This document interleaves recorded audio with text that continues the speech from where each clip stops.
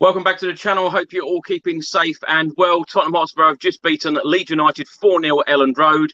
Before I introduce my guest this evening to talk about today's game, if you don't subscribe to the channel as yet, please do hit that subscribe button and also like the video.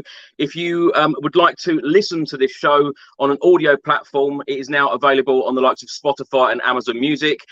Now let's introduce the special guests, and they are all smiling because Tottenham Hotspur have won 4-0 today. Let's start with actor Ricky Norwood. Ricky, how are you?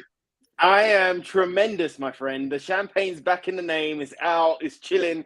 I'm a happy guy today, man. We needed that. And the 4 goals were beautiful. The performance was gorgeous.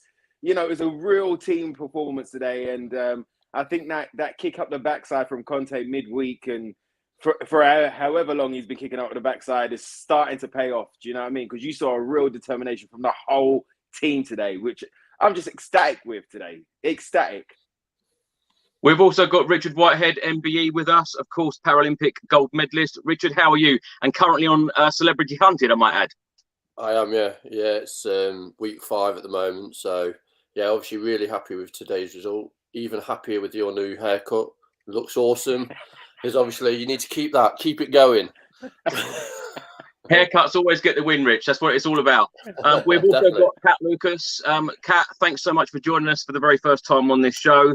Sports journalist with the newspaper. How are you? Yeah, I'm relieved. I think I'm not. I don't know if I'm as excited as the other guys. I thought it could be one of those like, will it be Dr. Leeds or Dr. Tottenham? So glad it went that way. I had a haircut as well, actually. So that and it was a Burnley game. So if I knew that would have worked, I could have gone earlier. Thanks for having me. Before we talk about the football today, tell everyone about what it's like being a sports journalist and tell everyone about your brand new book, Tottenham from the Lane, the story of Spurs in N17. Yeah, absolutely. So I'd like to say I'm an utterly unbiased sports journalist, but I don't know if that's clearly I'm here talking about Spurs. So yeah, the book came year, little copy of it here, bit of product placement. It's called Tottenham from the Lane, Story of Spurs in N17, and it's all about the local history of the club for those either who are either local people or those who aren't quite so well acquainted with Tottenham the place and with Harry Gay. And begins in 1882 and goes all the way up to the new stadium and stops at Nuno, unfortunately, so we haven't quite squeezed in Antonio. Kat, do you cover Spurs very much? I do, yeah. I do a fair bit of Spurs home and away, which is obviously an up and down roller coaster at all times. But so it's been a fascinating few months under Conte, particularly, and obviously, you don't know what he's going to come out with next after the other night. So hopefully, he'll be feeling a little bit happier after today. But it's been fascinating to hear, given how he started at the club and then how since the last few weeks it's been a slight reality check, I suppose. So he's a fascinating manager to speak to. We will go through all of his comments, Kat, no doubt whatsoever. Richard, let's start with you. Now, of course, goals today from Matt Doherty, Kulusevski, Harry Kane and Heung-min Son.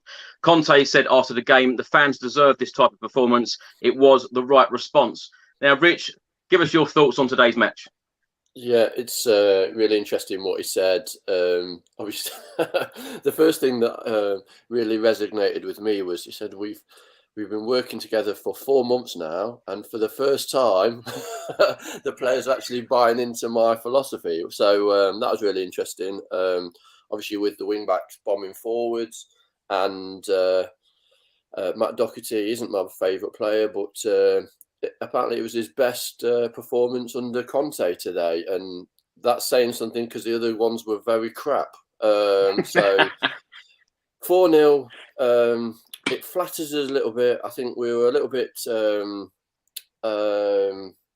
naive in some quarters, but it could have been 9-3. Conte's obviously very passionate. He's a brilliant manager. Tactically, he's starting to really get into the players' mindset around what he actually wants. And Matt and Ryan Sessegnon really played well today, to be honest. And even Harry Winks put in a great shift and is one of, obviously, Conte's reliable players. So for me, 4-0 was, I think, do you know when you're watching a game and you think this could be like the sacking of Bielsa or Conte could walk? It was one of those games. I'm obviously pleased that we came out the traps really quick and showed our intent. And that's what I really wanted after the poor game against Burnley. How would you describe this last week, though, Rich? Beating the champions Manchester City last weekend, of course, Burnley on Wednesday, huge disappointment, and now today. How would you describe this week? Well, when I was watching the Man City game, and obviously giving away the penalty, and I had a mug in my hand, I was literally just about to throw it at the TV screen, and then my missus was like going, calm down, you've still got some time. And I'm like going, what's she talking about? She doesn't watch Spurs that often. Anyway, then we get the winner, and I'm like jumping like 12 metres off the sofa. And then thinking to myself, look, let's check the league table. Let's kind of got Burnley. We probably roll Burnley over. Then all of a sudden, it's pissing it down with rain, freezing. I'm going, my goodness, this isn't going to. I don't know. In the back of my head, I thought, this is not great. I was like, if we get a draw, I'd be happy. But then to get beat and just scruffy as well. And obviously we had chances to win the game, but it just wasn't going to go our way. But this is the consistency that obviously Conte is talking about. We just haven't had it. And we just need to find that consistency. And I think the trust as well between the players. Obviously, when we're moving forwards with the ball, I always sometimes feel that Sonny or Harry don't have the confidence to lay it off to some of the other players to obviously finish. Now, obviously, Doherty did today, brilliant. Sessegnon still needs a little bit more confidence in front of goal, but he's getting in those positions now and worked really hard. I think for me, the week's been emotional. I'm tired. My eyes, I've got bags under my eyes. It's been like a really emotional and tiring week, but pleased that we got the win today. It's always emotional. It's always tiring supporting Spurs, isn't it, Ricky? Sure. Give us your thoughts on today's match and the past week. Oh, well, I mean, the past week is as our friend of the show and friend of Last Word on Spurs, Lee McQueen always says, it's the crazy train. It's the crazy train of Tottenham. And, you know, like the bad performances, I've said before, are a bit of a trait within Tottenham right now. You know, it's become a little bit normal. So when they play above themselves, that's become the abnormal right now. But we're trying to shift that. So, you know, we are going to have up and down games and stuff like that. But I think the fact that Conte came out so passionately and so, you know, vicious as well. He was vicious and he was honest, and you know he's been saying some stuff that all of us fans have been saying on the pod and you know over the last couple of months and stuff like that. And I think finally the boys had enough. They had enough of like feeling like this and being this way. And the determination from the boys from the kickoff today was fantastic. You know, they definitely had something to prove. They were definitely playing to not just show Conte, but show us fans and themselves and prove something to themselves that they are a good side and they can do something. You know, Kulusevski today was a man possessed. You know, he from kickoff today, he was a man possessed. He wanted to just show everybody what he was about. You know, he had skill, he had determination, he was calm, he was collected. He didn't do obvious passes. You know, he was a problem on that right-hand side there, which again gives Harry and Sonny confidence to, like Richard was saying there, to kind of lay it off and pass it on because they know they're going to get either a good cross or something back. So it was great to see the team's performance today. You know, Conte's been waiting for those wing backs to click and this system to start clicking. They've been working very hard and they've been trying to implement it, but sometimes they will play with fear. They don't want to make the mistake, and which will encourage the opposition. I mean, we'll normally concede at that point. But today they wasn't having it, you know. And yes, there was a few moments within the game where Leeds could have scored. Yes, and I'm sure we'll get onto that. But the boys were determined, and I think it kind of sums everything up with that first goal. You know, fullback to fullback. Sessegnon, little bit by little bit, he's gaining more confidence. He's gaining more fitness. He's gaining a little bit of like reliability. Conte has said many a time in press conferences that he sees him as a, you know, as a really good player and potentially a really good player, but he's the one that has to believe it. So little bit by little bit, he's getting this, and you're seeing it. It was a great cross to Doherty, and Doherty, like Rich, you know, he's not my favorite player either. You know, in the whole time, he had that 45 minutes against Leicester. I thought, all right, cool, that was nice to see, but who knows what's going to happen next. I can't remember the next game he played. He was anonymous. He went back to the same old Matt Doherty that we know. But today, he was up for it. He had something to prove, as well as every one of those boys. Winksy, another one that just kept pace today. He was very busy. He was looking for the forward pass. You know, it was there getting blocks in and little tackles in. You know, I was just really happy with the whole team. The defense looked solid. Again, Dyer, Romero, Davies with that block, you know, to kind of save Hugo when Hugo messed up.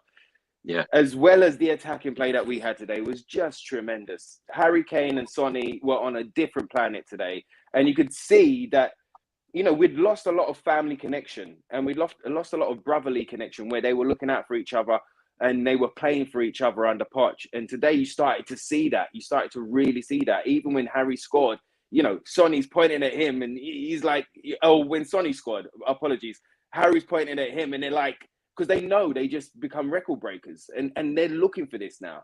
So it was just tremendous to see, bro. I was really pleased to see that today, and really glad that I could come on tonight and talk about it. But it's finally starting to click. They've had enough of being, you know, that also ran team. They had enough of being the butt of the joke, and they're like, all right, cool. Let's go and show a proper performance. Let's go show that we care. Let's go show that we're about this. You know, not just to Conte, but to the fans and the club and everybody else and every one of their teammates. So, bro, I was a happy guy. But yeah, the crazy train, as Lee McQueen always says, continues. It was certainly a solid performance. Kat, let's come to you next. Now, before the game, Antonio Conte was asked by journalists, what do you want out of today? He said a good reaction, a good performance to show great character and a great result. He got every single one of those things. How many times have us Spurs fans heard that, you know, we need or have said we need a good response, and we've very rarely got it, but we certainly got it today. Yeah, we absolutely did. And I think Leeds was the perfect game. I mean, City, we do tend to play well against City, you know, no matter what the table looks like, you know, even, you know, first game of the season, Nuno, so many times under Pep, like they seem to come unstuck against Spurs. And then you've got Burnley in midweek. And then, like you say, it's a cold Wednesday, you know, nasty night in Lancashire. And you think, oh, here we go. So Leeds was perfect. You know, they're expansive. Looks like this could be the end of Bielsa as well. So we have kind of got them at the perfect time. But having said that, you know, it's easy to say, oh, well, you know, it's Leeds, you know, this is the best time to play them. But so many individual performances. Kane, absolutely world class. The way he teamed up with Son at the end there. Like you say, even Davis coming in. Doherty, I have a little bit of a soft spot against all opinion, because I just think like... Their faces, Kat. Their faces. So, it's the first Spurs fan I've ever heard say that, bro. It's the first time I've ever heard that from a Spurs fan. Like devil's advocate, but right. So, decent player at Wolves comes in, and people say, why have they bought him? Because he doesn't fit in Jose's system particularly well. He doesn't know if he wants him as a wing back, as a fullback. He doesn't know where he's putting him. So you think, okay, that's not ideal. Then he's out the team. Then he comes in, and then even now it's like, you know, they've brought in Emerson, and that hasn't worked out particularly well either. He played on the left for Ireland. So you think, okay, is he meant to be on the left? Then Conte puts him on the left, and that was a disaster against Chelsea in the Cup. So I think he has had a difficult time of, you know, if they said now, okay, do you know what? He's wing back going forward over Emerson. I think we might start to get a few results potentially, because what a finish that was today. His goal, the way he took it was absolutely unbelievable. Sessegnon as well. Again, when he came off against Wolves, I thought that's going to, you know, what's that going to do for a young player's confidence, you know, 20 minutes in coming off. But Sessegnon, the way he's come back from that, and to be fair to Conte, he's persevered with him as well, because there's so, you know, a lot of managers would have thought he's not up to it. You know, he's been out in and out of the team. He's come in. It's been a difficult start for him. And he the way he went out there today, he was confident. He really took it to Leeds. Again, in the middle, Winks did well. That could have been a disaster. Bentancur out so soon, but Winks I thought Winks was so solid. new boys, Kulusevski doing well again. So yeah, just so many positives. Kat, let's stay with you. I want to talk about the starting 11 because, of course, Conte made 2 changes today, as you said.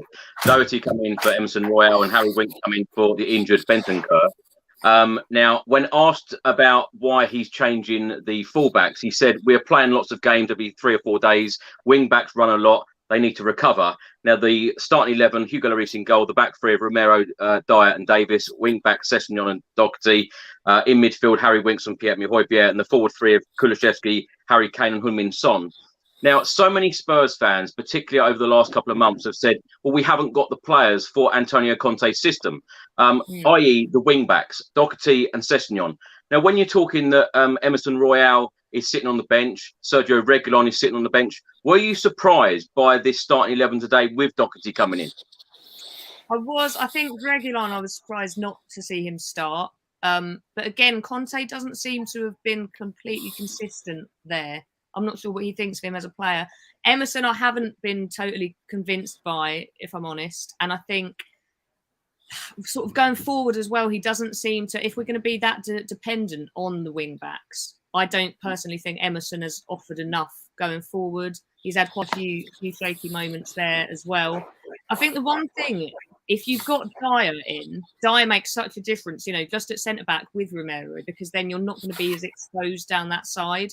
So I think having Dyer back is massive, regardless of how we play and whatever the system is. I think you see the difference immediately when Dyer's in that defence. But yeah, I mean, Sergio Reguilon's an odd one. Like I would have expected him to start. Sessegnon did fantastically well coming in, but I'm not entirely sure what the thinking was there. Or if it is, like you say, just because we've had so many games this week and coming up as well, it's possible that it's nothing more than that. But I think maybe he gets exposed away from home. I think that's maybe the feeling that they were looking for a little bit more steel at the back, and Doherty's a little bit more disciplined defensively, I think. I'll come to you in a second, Rick. I just wanted to ask, Kat, who do you think the best fullbacks at the club are, in your opinion? Ooh, well, I feel like I've got to say Doherty now after my little speech. I mean, yeah, Reguilon, I would say typically, but if and you can have Davies kind of on the left of that back 3 as well. But yes, Sessegnon, I think there's a player in there, but obviously, yeah, if you're going for your best 11, you'd have Reguilon. Between Doherty and Emerson, I mean, it's kind of been slim pickings, hasn't it? For want of a better word. But I suppose Emerson seems to be the first choice, but I don't know if that's going to kind of switch up a little bit now. But yeah, I think we haven't done enough on that right side, unfortunately. I know there was even a bit of talk about Kulusevski, if he could kind of fit in a little bit deeper as well. But I mean, that's when he's scoring for fun at the minute. It seems like a bit wasted there. So, yeah. Rich, let's come to you. Your thoughts on the starting 11 and particularly the performance of Matt Doherty, who, of course, I know we'll talk about the first goal in a minute, but wonderful taken goal. Yeah, and I think he's looking for obviously a really strong unit from the back, and obviously with Doherty and Sessegnon, he's got a little bit more confidence of the discipline from those two, I believe, especially with the back 3 as well. And obviously Davis kind of sweeping up if they get caught out. I think when I looked at the starting 11, I was just a little bit midfield. Have we got enough in midfield to be creative enough? But that's the creative question that we always have when we chat about our starting 11.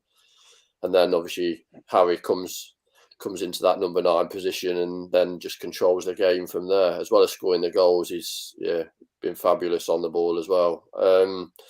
I think with what obviously you look at the bench is a little bit weak. We've not got many weapons on the bench. I'd really like Bergwijn to score today, just for his confidence.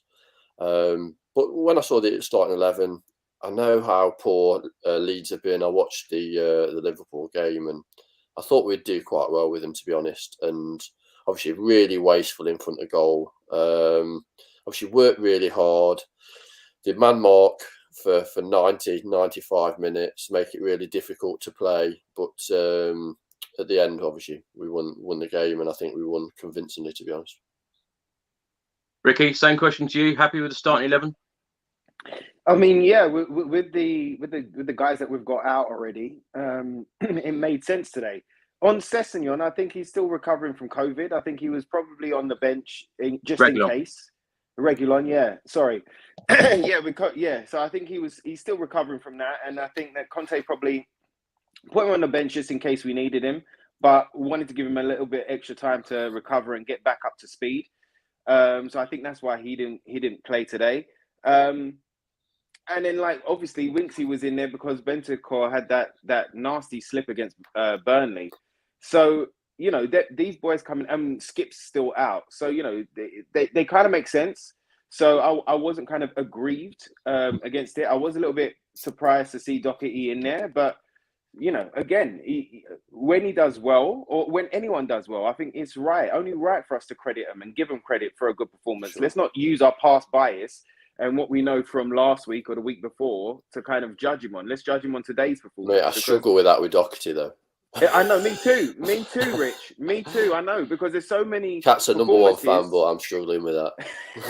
But no, I'm with you. But because it's just because there's been so many performances where he hasn't really turned up.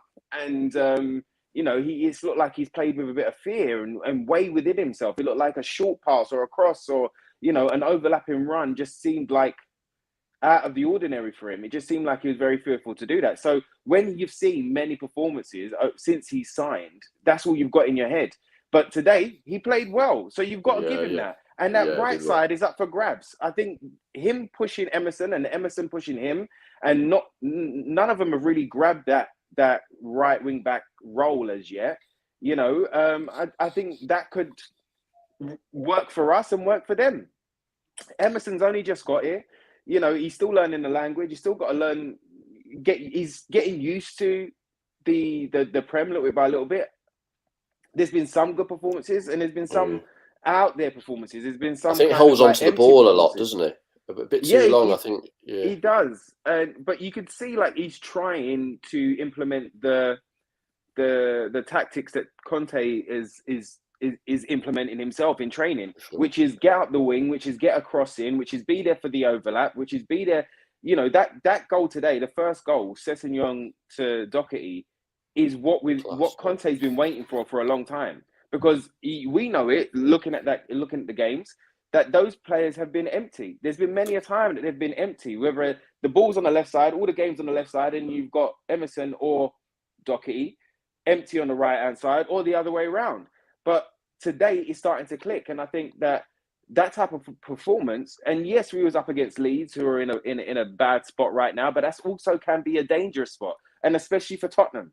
Do you know what I mean? Because we know we've been, you know, Burnley. They've only won one game, right? Until they saw us, and then you know they came up with a 1-0 winner. Okay, great. So it could have been dangerous today because they've just come off of that 6-0 loss against Liverpool. And they could have been up for it. They could have been. They probably had a rollicking from Bielsa during the week, and they probably had a lot to prove, you know, to get the points because they're in a relegation kind of battle right now. But also for the fans and for Bielsa and everybody else. So it could have been dangerous today, and they could have scored today. Do you know what I mean? They could have had a couple today. You know, they hit the woodwork twice. Lloris's, you know, kerfuffle. You know, there were opportunities for him today. But we went out there and we showed them what we was about. Højbjerg today as well, another man possessed, whether it was defensively or trying to push that ball forward. Look at the ball he put in for, what was it, Harry? Did he assist Harry? I think it was today. So, I mean, like, it was good to see the response. It was good to see that they cared. It was good to see that when other people that are not our first teamers come in, they come in to grab the chance. Do you know what I mean? That's encouraging. And I think that's going to push the squad until the end of the season.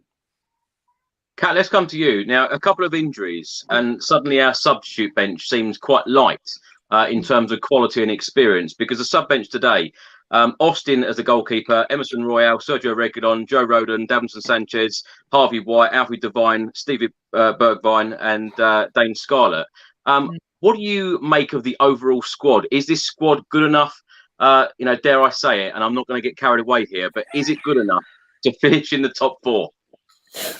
I mean, yeah. I thought he was going to say to win a trophy, to be fair, Chris. Do you know what? I put loads of stuff on Instagram earlier, and everyone's like, Chris, don't get carried away again, because of course we were on such a high last week, and then Burnley we come tumbling down, and now today, Kat, are you the sort of person to get carried away by a win like this today? I mean, for the next kind of maybe couple of days, and then it will be back down to Till Middlesbrough. Yeah, exactly. I was about to say, that'll be a nice bump back down to earth on Wednesday. So, I mean, yeah, on paper that squad is questionable at best, isn't it? If you're contact, luckily, the thing is, that set piece in about second, third minute, if that had gone in and we're 1 down and Conte's looking, okay, what am I going to do here? What would you do? I suppose there's Bergwijn on the bench, but other than that, I suppose this is the thing, isn't it, that Conte's saying about building. So he's let 4 go last month, only got 2 in. So I know he said that comment well, on paper, we are weaker just in terms of numbers. So you haven't even got your Delis and those kinds of players on the bench who at least, it's kind of a name. Whereas now, yeah, like you say, we're down to so many youngsters. But I mean, this squad, the thing is that the top 4, if United have goal, 0 against Watford today. So no one. It's one of those seasons where no one seems to want it. So it's not beyond the realms of possibility. I suppose the question then is, if we do get in the top 4 or even top 6, whatever happens this season, what then happens? How does Daniel Levy then? What does he do this summer? Does he say, okay, look at this squad. This is going to be in the Champions League next year. So I mean, yeah, on paper, it's not looking fantastic. It's not the most exciting. The options on the bench are not there as it stands. But again, like you say, that is with without Lucas and without Bentancur. So we have kind of we are weaker for that. But yeah, you would think that Conte is going to be looking at this squad and questioning that, I suppose. We've got a good run of fixtures as well, haven't we, coming up? So that may be a chance for players to gain that confidence, and like today, like with Doherty and Sessegnon, to actually improve their performances on the pitch and show actually what they can actually give to the team. I think the players that he got rid of, really, they were just bench warmers. They weren't contributing anything on the pitch. Obviously, Dele's done nothing when he's gone to Everton, even though he's got limited minutes. Lo Celso, what did he actually do at the club? So I just think Conte had enough with those players and knew that they weren't actually contributing to his philosophy on the pitch. Kat, can I just come back to you on what you said about Daniel Levy in the summer? Because we're all expecting a big summer. With lots of players coming in. Are you? I mean, it has to happen, doesn't it? I mean, it ought to happen, but whether that means it will happen, I mean, they're 2 different things. I don't know, to be honest. I think it depends on the market. I know that's a bit of a cop-out almost, but I don't see Daniel Levy suddenly chucking money at this if, just because of Conte. Didn't do that last month. I don't know what the discussions have been there. But again, likewise, because there just wasn't any value in the market. There wasn't anyone that we could bring in for our budget. And if there isn't in the summer, then I don't know, maybe 1 or 2 big signings. But I don't. There's a part of me that wouldn't be that taken aback if it was actually a quiet summer again. Maybe I've just been let down too many times over the last few years, but I could see it, but obviously looking at this squad on paper, there are so many opportunities that you'd be thinking, that Conte would be looking at. But having said that, it's a particularly odd climate at the minute, particularly 2 years of COVID and the impact that's had. And so I guess it depends, but look, games like today, when you do look at that squad and you say you've taken out a couple of first team players and that's the squad is kind of down to the bare bones. But I think like you said there, Ricky, like the one thing is that now these kind of squad players are coming in and they're actually, even if they're either doing a job or that there's a purpose to them coming in, Whereas I remember like Winks doing an interview after, just sort of at the end of Nuno, or maybe just after Nuno had been sacked. And he said that it felt in the squad like there was the first 11 and then you were like the second 11. And there was no kind of blurred between. And he was like, you know, it just kind of makes you feel like, what's the point if you're going out to Slovenia on a Thursday, but you know there's absolutely like, no matter what you do, you're not playing on Saturday because you're not the 11. Whereas now I feel like that's kind of, you know, people are being given those opportunities. And then when they are coming in, obviously not consistently, but today, for example, there was a couple of positive performances from players who we haven't seen that from so far. So, you know, we'll have to see on Wednesday, I guess, if that means he sticks with a couple of people like Sessegnon and, you know, gives them those minutes, you know, to continue building that confidence, I guess. Kat, I've got to ask you while you're on. Obviously, you're a journalist with the newspaper. Someone like Antonio Conte must be like a journalist's dream, because you can always get so many articles written by a manager, you know, of all of his comments. What have you made of his comments this week? I mean, the thing is, when he came in, I think so many Spurs fans were saying, like, this is going to be fantastic because he'll say it how it is. You know, there's going to be no beating around the bush with the board and with the levels of investment. And that is what we've seen. I suppose it's been confusing, you know, speaking to him when on Saturday he says, these are the best players I've played with in a long time. And then on Wednesday he goes and says, effectively, I don't know if there's anything I can do with this squad. I don't even know if I'm capable of sorting this mess out. So, yeah, he's fascinating to speak to. But obviously, I think he's an emotional person. And he himself said after the Burnley game, looking back a couple of days later, was like, oh, no, you know, didn't mean that. You know, I was never going to walk away. But that is what he said. You know, there's no kind of two ways about it. They weren't sort of particularly kind of cryptic quotes. That is what he said. You know, he did discuss his future. So it's an odd feeling, isn't it? Because Antonio Conte's never in a job for... He's not like a dynasty kind of manager. You know, he's always there like, you know, 2-3 years. So when he came, I think we always thought this is going to be for a good time, not a long time. But that could be less of a long time than maybe we anticipated. I guess it depends what happens on Wednesday. We might be talking about this on Wednesday and be like, oh no, it's happened again. So yeah, it's an odd one, but you know, it's fascinating because so many managers are so guarded and they don't give those kind of quotes. So he completely says it how it is, and I suppose, yeah, it's what a lot of people want to hear, because it's the hard truth, unfortunately, when he sees a performance like that against Burnley. Like, you know, what else is there to say? Did you notice, Kat, you were talking about Antonio Conte possibly leaving and Richard went straight to the beer? Rich, how are you feeling about Antonio Conte's comments in the last few days? No, you know that I love Antonio Conte. I think it's a breath of fresh air as well, because as fans as well, sometimes you get the wool pulled over your eyes around the ability of the squad and the kind of direction where he's kind of to the point. And yes, he's emotional, but what are we like when we lose? We kind of, it's there, isn't it? And I think for a manager, especially, the problem with Antonio is those comments are always pitch side when literally he's pulled, or we need to do your post-match interview. And at that point, he's pissed. He's like literally trying to rip somebody's head off. Because obviously you saw what he was like after Man City, obviously the jubilation of scoring that last minute goal. And then obviously the opposite of Burnley. As a professional athlete, I prefer the honesty, the transparency of coaches, managers. I was going to say, Rick, because he's so used to winning. He's so used to winning every single place he's gone to. You're used to winning as a professional athlete, so you must understand that.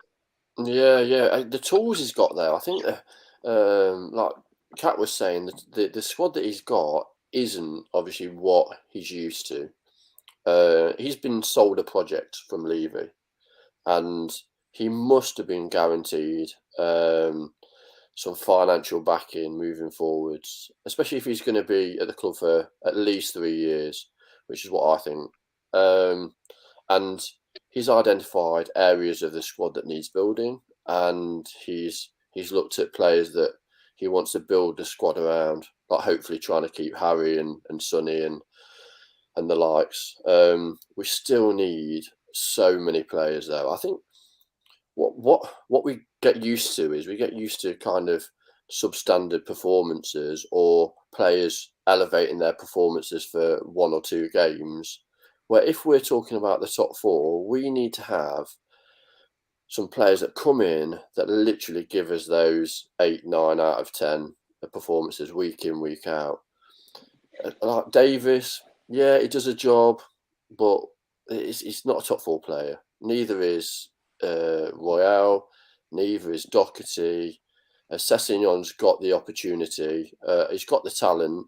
And then Harry Winks, I think he's been in and out the door potentially for the last 3 or 4 years. So whether he'll stay at the club and be an Antonio Conte player, or be like Dele Alli and we shift him off to a player like to a team like Everton at some point. I think Conte is the manager that can take us forwards. Jose definitely wasn't. You know what I feel about Jose, just like the arrogance. I don't like that. It wasn't a right fit for Spurs. And Nuno, you've only said it once or twice. I've said every time I come on, I always bitch about him. And Nuno, he just was a stopgap that just wasn't right at all. And I think Spurs was a different level than what he'd coached at before. And the expectation of the fans, he just didn't really live up to that. Ricky, let's come to you. Were you surprised when you heard Antonio Conte's comments after that Burnley match? Yes and no. More the way that he said it, but I didn't listen to it straight away. So, once that game was done, I turned it off in a little bit of a sulk, in a little bit of an emotional state myself, because, us as fans, and you can try to explain it to non-football fans about the emotion and how much your team is like family. Do you know what I mean? So when they win, there's an elation and it's, there's a pride and, you're happy and the chest is high. But when they lose, it's like a punch in the gut. And it's like, to a non-football fan that has no interest in football, they'd be like, are you all right? It's just a game, or it's just football. And you're like, no, you don't understand, because, we fall in love with our team. And so when I watched it later, I watched your interview first on Sky Sports, Chris, which you've done fantastic with. Well done with that, my friend. Smashed it. And it was after that I saw it. And you know what? Like, really and truly, he's a bit like us. He's a bit like us as in fans. When you lose like that, or when we've been losing, it hurts him. It's a punch in the gut. He's not, like Rich was saying there, he's not just going to be like one of those managers that roll out the same old quotes. Well, we're going to try hard in training next week. Or, well, we're going to try and, rectify the situation. Well, we'll go again next week. So all the same little quotes that we're used to, all the same cliches that we're used to, he's not about that. And like Rich said there, if you grab him straight away after the defeat, straight away after the game, you're going to get that type of emotional outburst. And this is the kind of light and dark of Conte. Yeah, this is what comes with him. Everywhere he's been. At Inter Milan, he won the championship there. And then, the owners were like, we're going to sell A, B, and C. We're going to basically weaken the squad that he's just built, championship winning squad. We're going to do that. And he's like, you know what? No, I don't think so. I don't care how much you're paying me. I don't think so. Not with me. Do you know what I mean? And so his emotion took him away from that job. So we've got him and he's here, and there's more problems that he fought, and he is working towards rectifying it. He is working, and we can all see that he is that guy. But regardless, yeah, and this is for every single Spurs fan listening, watching, regardless of what happens, at one point, Antonio Conte is going to leave. He could win the league and then decide to leave. He could win everything going and then decide to leave. Because like Kat was saying there, he normally sticks around 2 or 3 years. So we can't fall in love. We can love him, but we can't fall in love with him. He's not Poch. Poch loved us.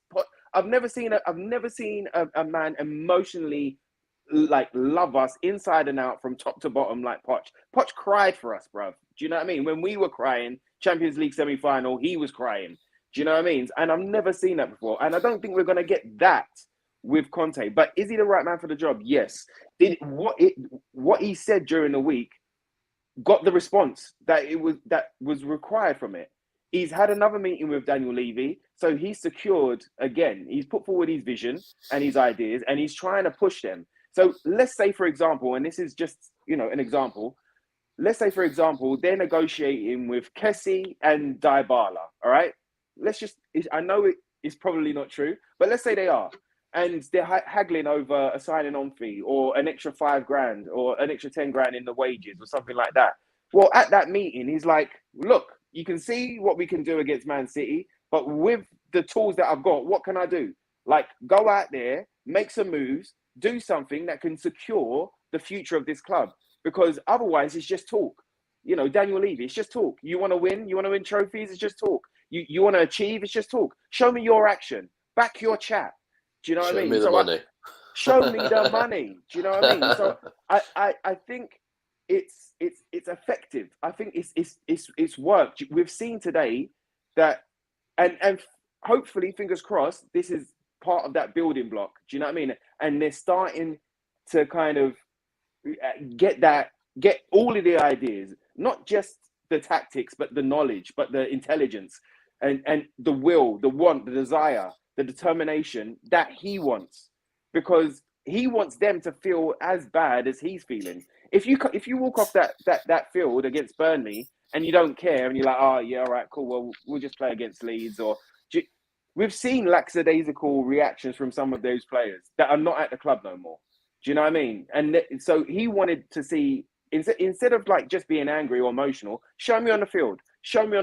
And you saw that from the whole team today, you know? So with his comments, I'm not upset with his comments. The majority of his comments were true, but it's about what happens next. Do you know what I mean? He was trying to motivate that squad and the players that he's got. And he was trying to reiterate to the board how much help he's going to need if they really want to achieve things. So I've got no problem whatsoever with what he said or how he said it. And I'm not fearful of him leaving, because Spurs fans, at one point, he's going to go, regardless. Do you know what I mean? Like I say, he could win it all. But it's up to us. If we want him to stay longer and be at this club and actually fall in love with Tottenham, then it's up to us fans. How we back our club, how we cheer them on. Do you know what I mean? Not only home, but away. You know, not only when we're winning, but when we're losing, when we're behind. If you looked at those Leeds fans today at 3-0 down, they were clapping, singing. Even though they booed at half time, the first thing they done at the second half was cheer them on and go, come on, Leeds, let's go. And that's what we need to have as well. Instead of us getting too high when we win and too low when we lose, we need to back our team. We need to be the 12th, 13th, 18th man on that field. Do you know what I mean? And help push these boys along when they're dipping. And if we can do that, I think Antonio Conte, I think he'll be kind of seduced by the Tottenham crowd and this project. The fact that he's coming in at a base level and he's going to be the architect of this cathedral that we're going to build. Do you know what I mean? He can say, I want marble pillars and I want gold sinks and gold toilet. Like, he's at the base level of this. And if we can seduce him to stay in longer as a fan base, he can be a diamond architect and create something really, really special, because nobody's pushed the ball and these players as much as he has. Do you know what I mean? So again, when we say back Conte, you always ask the question, Chris, what is the definition of backing Conte? Well, from us fans, it's backing the team and backing his tactics and believing in what he's doing while he's here. Stop worrying about when he's going. He's going to go. Let's enjoy it while he's here, while he's got the job, while he's wearing the shirt, while he's signed the contract, while he's there on the sidelines. Let's back him and show him what type of club we really are, you know? And who knows what happens in the future. Kat, let's come to you. I know today has been a very, very good day, an excellent all-round team performance. But in the last couple of days, Conte said, me and the club, we stay in the same boat until the last day I stay here. I will help the club to improve. I'm totally committed to Tottenham and I have a good relationship with the club, especially with Daniel. Now, you as a journalist, you as a Tottenham Hotspur fan, how confident are you that Antonio Conte will be here until the end of his contract, which of course is the end of the 2022-2023 season? Or do you have doubts of whether he will be here until then? I mean, it's difficult to say, isn't it? Because the other day we were saying, will he even be there come the summer? So I suppose the first hurdle is what happens in the FA Cup, what happens with top 4, top 6, that kind of thing.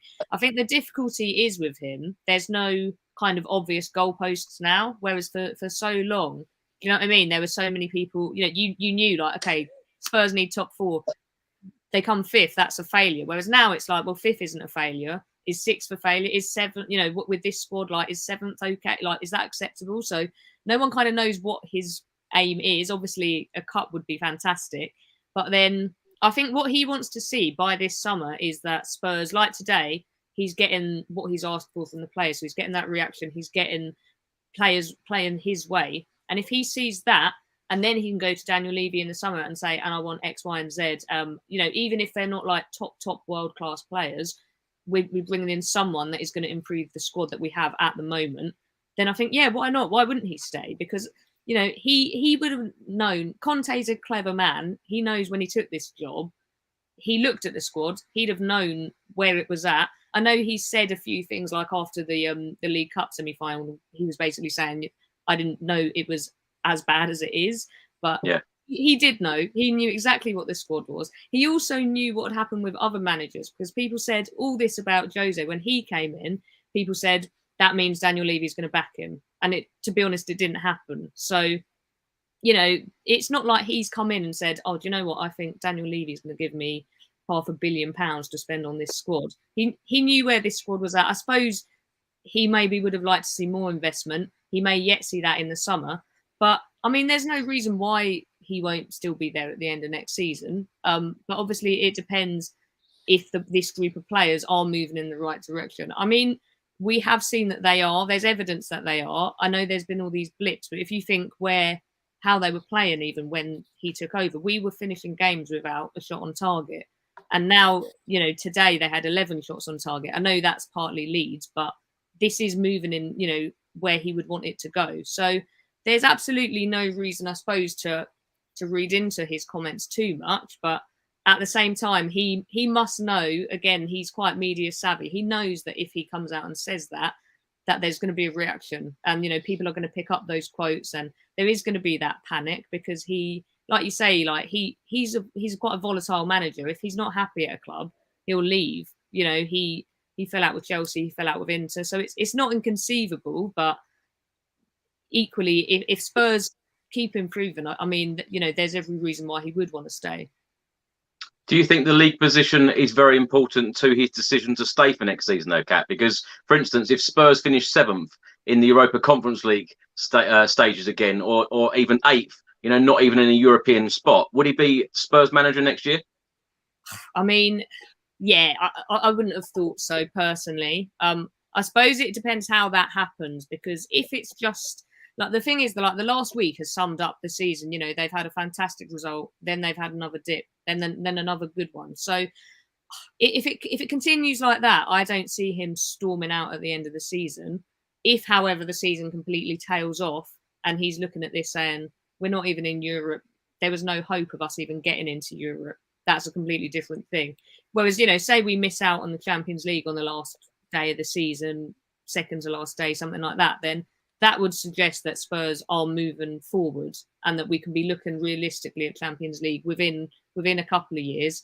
I mean, when he took over, we were still in the Conference League, and I think he was quite honest about that and was like, this is not something that we want to be in. This is not the level that we want to be competing in. And again, like, that's how the fans feel. People want to be in Europe, but actually, do they want to be in that competition? I don't think people were that upset when we got kicked out of it.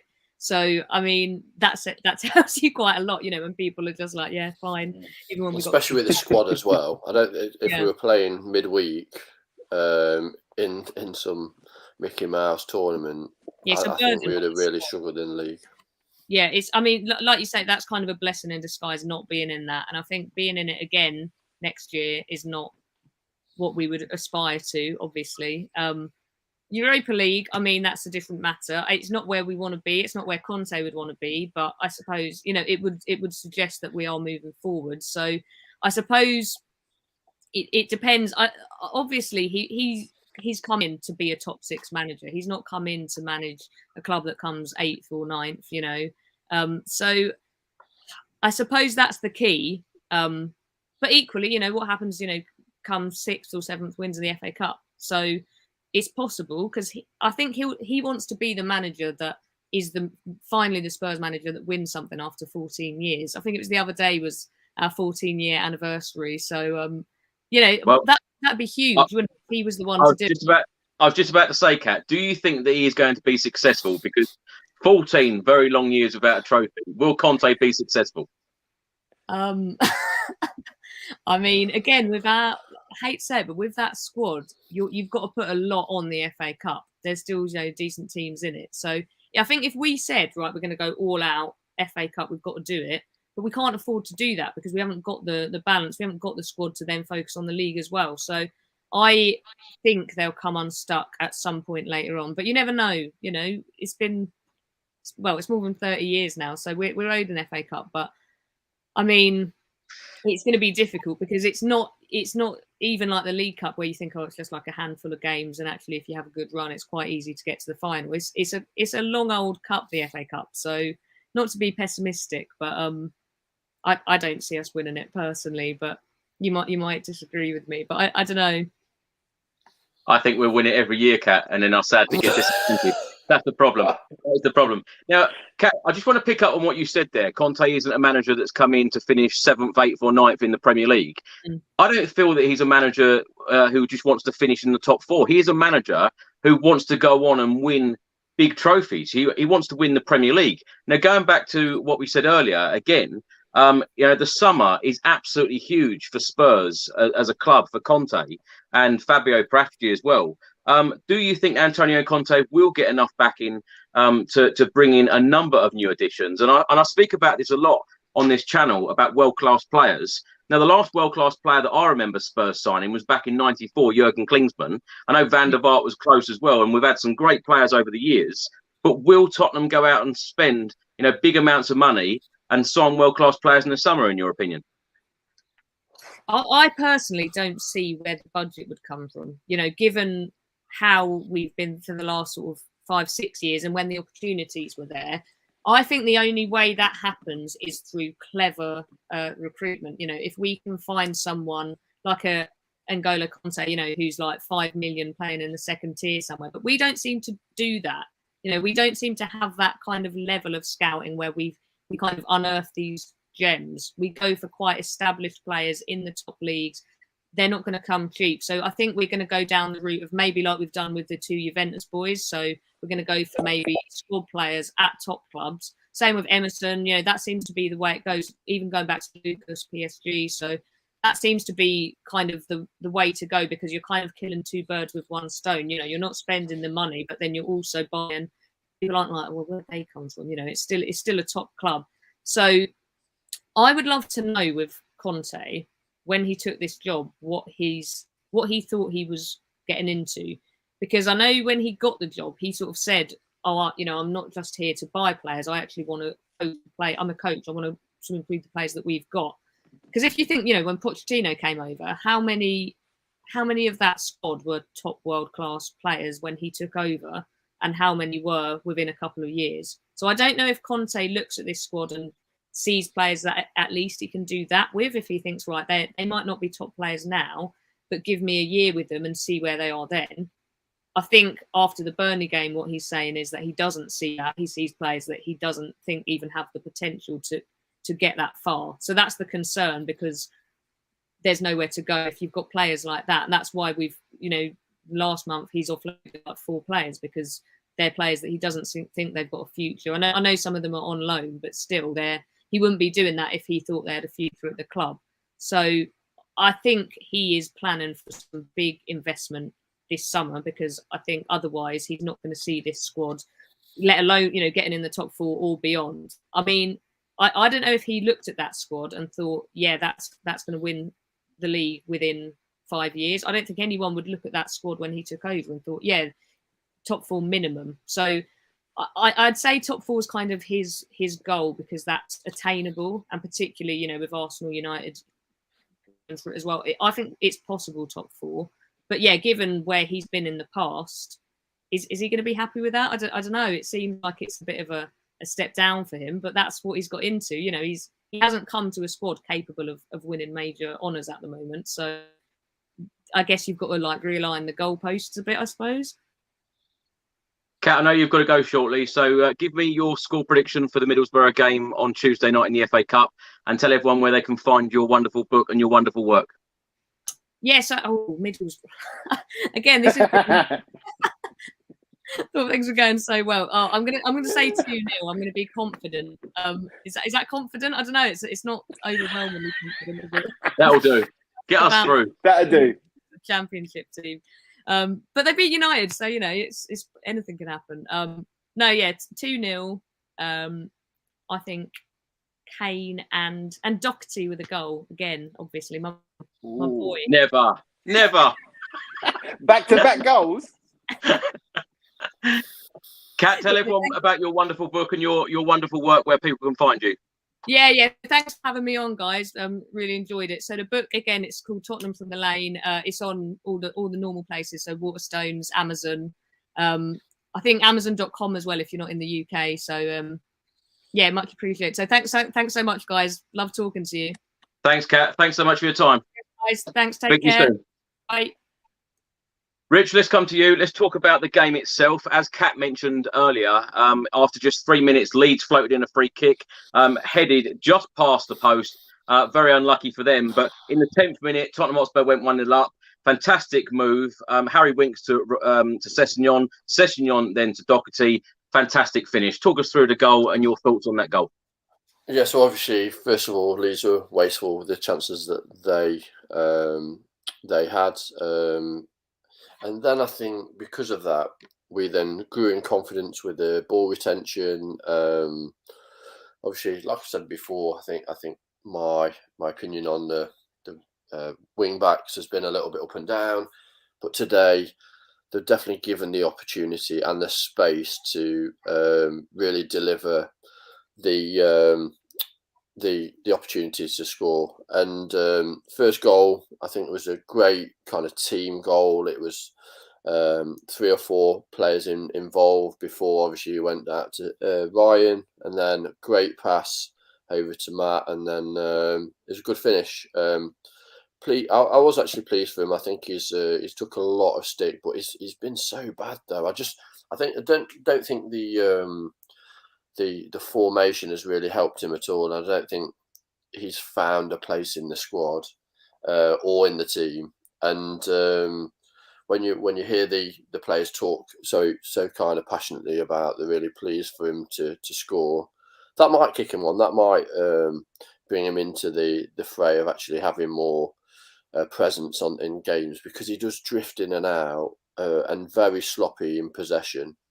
But today, I think we built well in the first 20 minutes, and because of how we were playing up front and the movement and the energy up front, that really set the tone. Because obviously we scored first, and then we built off that. We built off that energy because we scored so early.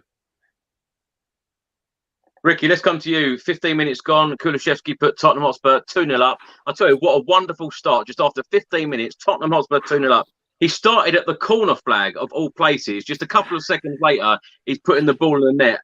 How impressed have you been with our new signing? Oh, I'm super impressed, bro. You know, and this is why I didn't want to get too excited when we signed him and Bentancur. Because I've been burnt by Ndombele. I'm like, let's see what they can do in a Spurs shirt. And even his interview. Can I just say, Rick? I remember you saying to me that you felt for me when I did that video with the Italian journalist and the other guy from Uruguay, and they said that these two were no better than what we've got. They're absolutely useless. They're never going to fit in. Blah blah blah. They were wrong, weren't they? They were so wrong, and I'm so happy that they were wrong, because every time that you try to get some type of positivity out of them, they just was not having it. Do you know what I mean? They were just like, no. Very similar to Winks, and all of us are like, "Oh, come on, do me a favor, do me a favor, do me a favor." Like, but look at the impact that they've had once they've come in. They both know and believe in Antonio Conte. They know, they've seen his work. I think Bentancur got to work with him. I can't remember, but they've both seen what he done at Inter Milan last season, and both of these players. Again, like what Kat was saying earlier, they kind of fell out of the first team. Allegri was playing a different system. They've kind of fell out of the first team. but both quality players. You know, Bentancur at 24, tons of experience, done well for like, I think it was 3 seasons or something like that. And then he's dropped off under this new manager. So to get these players and for them to kind of seize the opportunity, seize their second chance, seize an opportunity to kind of make the midfield and make the wing their own, you know, and they went for it. They've both gone for it.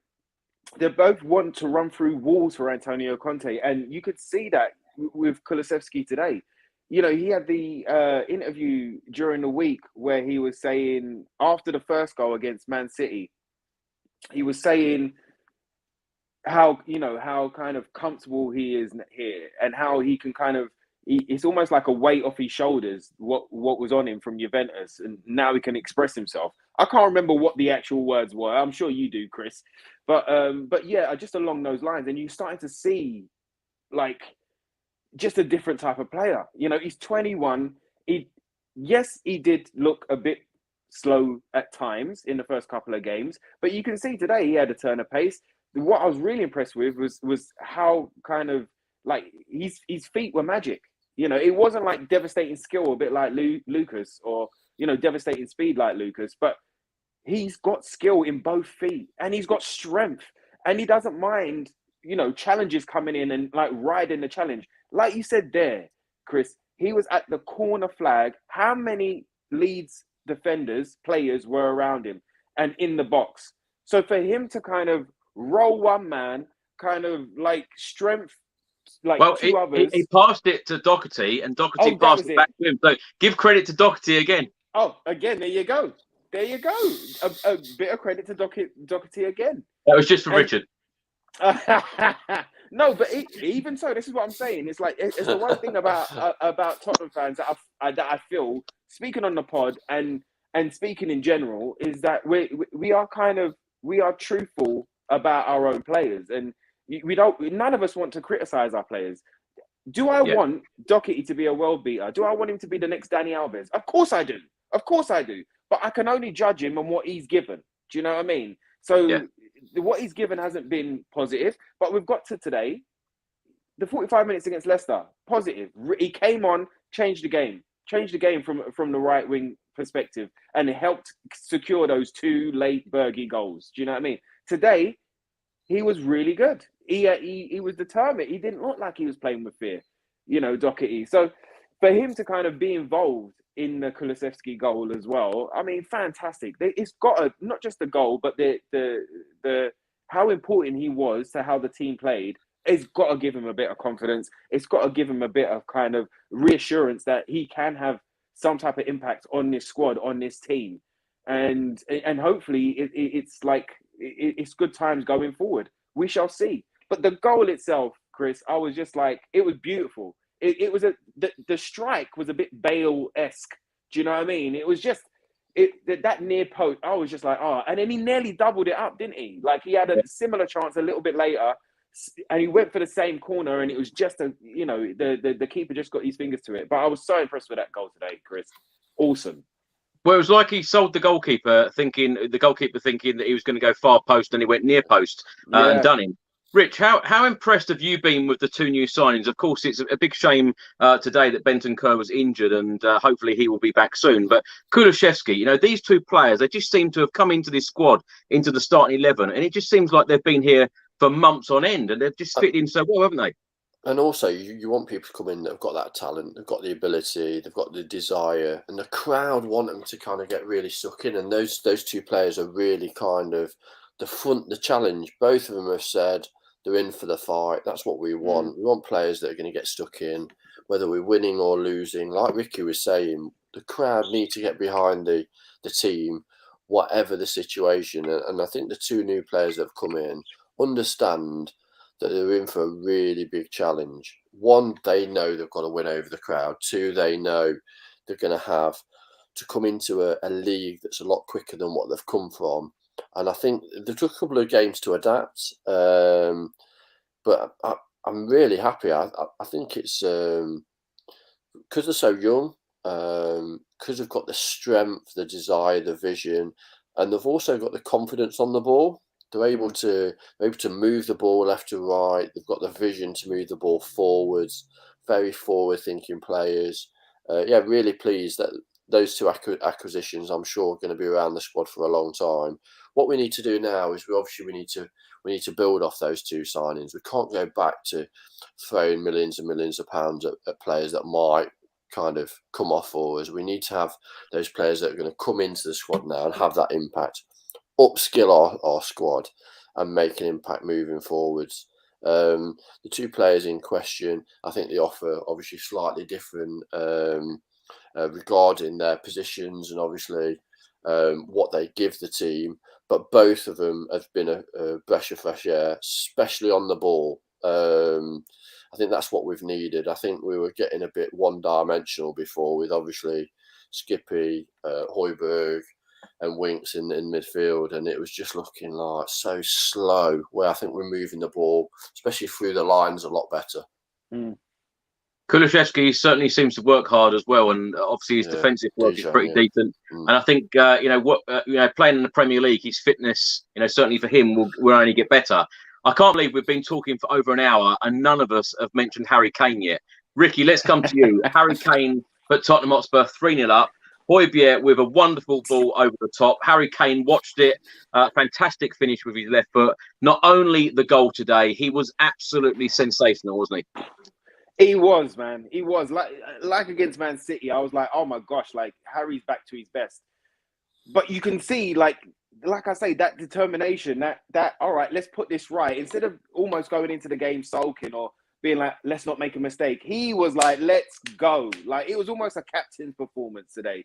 He not only did he hold the ball up, like the passing, the defending, and like the goal was sublime. The ball from Højbjerg over the top there, and for him to kind of get that goal, fantastic. Him setting up Sonny, like he was a man possessed. Him and Sonia were just on another planet today. I loved Sonny's free roll as well, that he kind of had, kind of being able to kind of jump to the left, jump to the right, jump to the number 10 position as well. Like, but Harry, man, I'm just so happy. I'm so pleased for him. And I just hope this is the beginning for the business end of the season. And if this means that Harry's woken up in the business end of the season, forget what happened in the first half of the season. If he's woken up in the business end of the season, it could mean some good times, some even broader smiles, for us. I'm not going to mention trophies, Chris. I'm not going to mention it. But yeah, it could be some good times. He's clearly working harder, isn't he? And Conte's he looks leaner, fitter. Yeah, and also mentally, kind of, the first couple of months when we were watching him play, he looked very slow. He spent far too much time on the ball. Today, you could see turning. He was looking up as he was turning, and he was seeing that picture, and he was trying to fill in the gaps. And he always picked the right decision, the option when he actually turned with the ball. Brilliant, like the pundits were saying, it's like the best centre forward performance over the last couple of weeks that they've seen from an English player. Like, unbelievable. Like, not just the passing. I think it's more of the awareness, the actual awareness of where he is, and the goal itself. Yes, he kind of came over the shoulder, and as it came down, obviously the defender was like, "Oh, we'll just leave it to go out for a goal kick," and obviously Harry just connected. It was a brilliant finish, and I think Harry and Sonny have started to elevate their performances. And what I hope is, because Harry's in such a great vein of form, that he also kind of promotes that to Sonny as well, because sometimes Sonny will have 2 or 3 really great games and then you just won't see him. So it's hopefully they can continue that partnership going through this good group of fixtures that we've got at the moment. It was also his work rate as well, wasn't it, Rich? It's like, Sure. Conte said it afterwards. And if our star man, our number 9 is working that hard, not only in every area of the pitch, midfield, defensive, and assisting and scoring. Do you know what I mean? If he's working that hard, why ain't you? I don't care what your position is. For sure. I don't care what your position is. Why ain't you? So it's like it really is going to lift the levels around them. And you can see Sonny and Kane like getting back on that wavelength. They're both smiling again. They both enjoy providing an assist for each other and scoring and looking over and being like, "Did you get the assist? Did you get the assist? All right, wicked." Like there's a buzz about them, which is just it's been a while, but it's so nice to see it. And I think the first half of the season, you know, like come on, like Harry's a Tottenham boy. He's grown up. He supports the club. He knows, you know, the bad times that we've been through before he started playing for us, right? So we all were resigned to him going in the summer. We're all like, do you know what, Harry? Cool. You've worked. You've done everything that you could possibly do for us. We can see that, you know, the ship is sinking. We can totally understand why you want to go. All right, and Harry, if you want to go, then you want to go. Cool, do it. You know, and he had that bit of a Odemwingie. I call it the Odemwingie hangover because he really did believe that he was going Man City. Didn't get that, and it turns up. And no disrespect to Nuno, but Nuno's now the manager after having Mourinho and after having that type of, you know, the prolific season that he had with Sonny. He's like, well, what's going on now? You know, where are we going? We are really sinking. So with the hangover, Odemwingie hangover, and then looking over and being like, I don't think Nuno's the man. Like that first half of the season, it took him a while, and you could see that there were certain times that he wasn't about it. He didn't show, you know, compare a Nuno performance to today's performance or a performance against Man City. Chalk and cheese, yeah. Chalk and cheese, man. Chalk and cheese. So it's like if he is up and he's for it and he's loving Conte and he's loving the direction in which we're going and he's like, you know what, let's prove it. It could be a lovely, fantastic, a really good end to the season, which I'm hoping and praying for. I love your confidence, Ricky. I really do. Rich, let's come to you. Roy writes on the screen there, Harry's passing was outstanding, but don't forget he also won the ball back in midfield a few times. Yeah. Lots of chasing back. His overall gameplay, he's not just a goal scorer, is he? He's just an all-round player. He's everywhere. Yeah, his running stats today were like unbelievable. And the passion to get back. And again, if you've got your world-class player doing that, it shows the whole team what the expectations are, and like I say, finishing, outstanding world-class passing, chasing back. Also saw a lot of communication from him. One thing I've seen that when he's poor form, his body demeanour is very poor. He literally doesn't. He sulks. He doesn't really communicate with the team. Today he was like shouting at his wing backs to kind of get back and support, as well as all the other players in the midfield to kind of keep tight and keep that kind of those two lines. And when we haven't got the ball, Harry definitely. I know he's not the captain, but definitely the leader. And one thing I was gonna say is Hugo's form.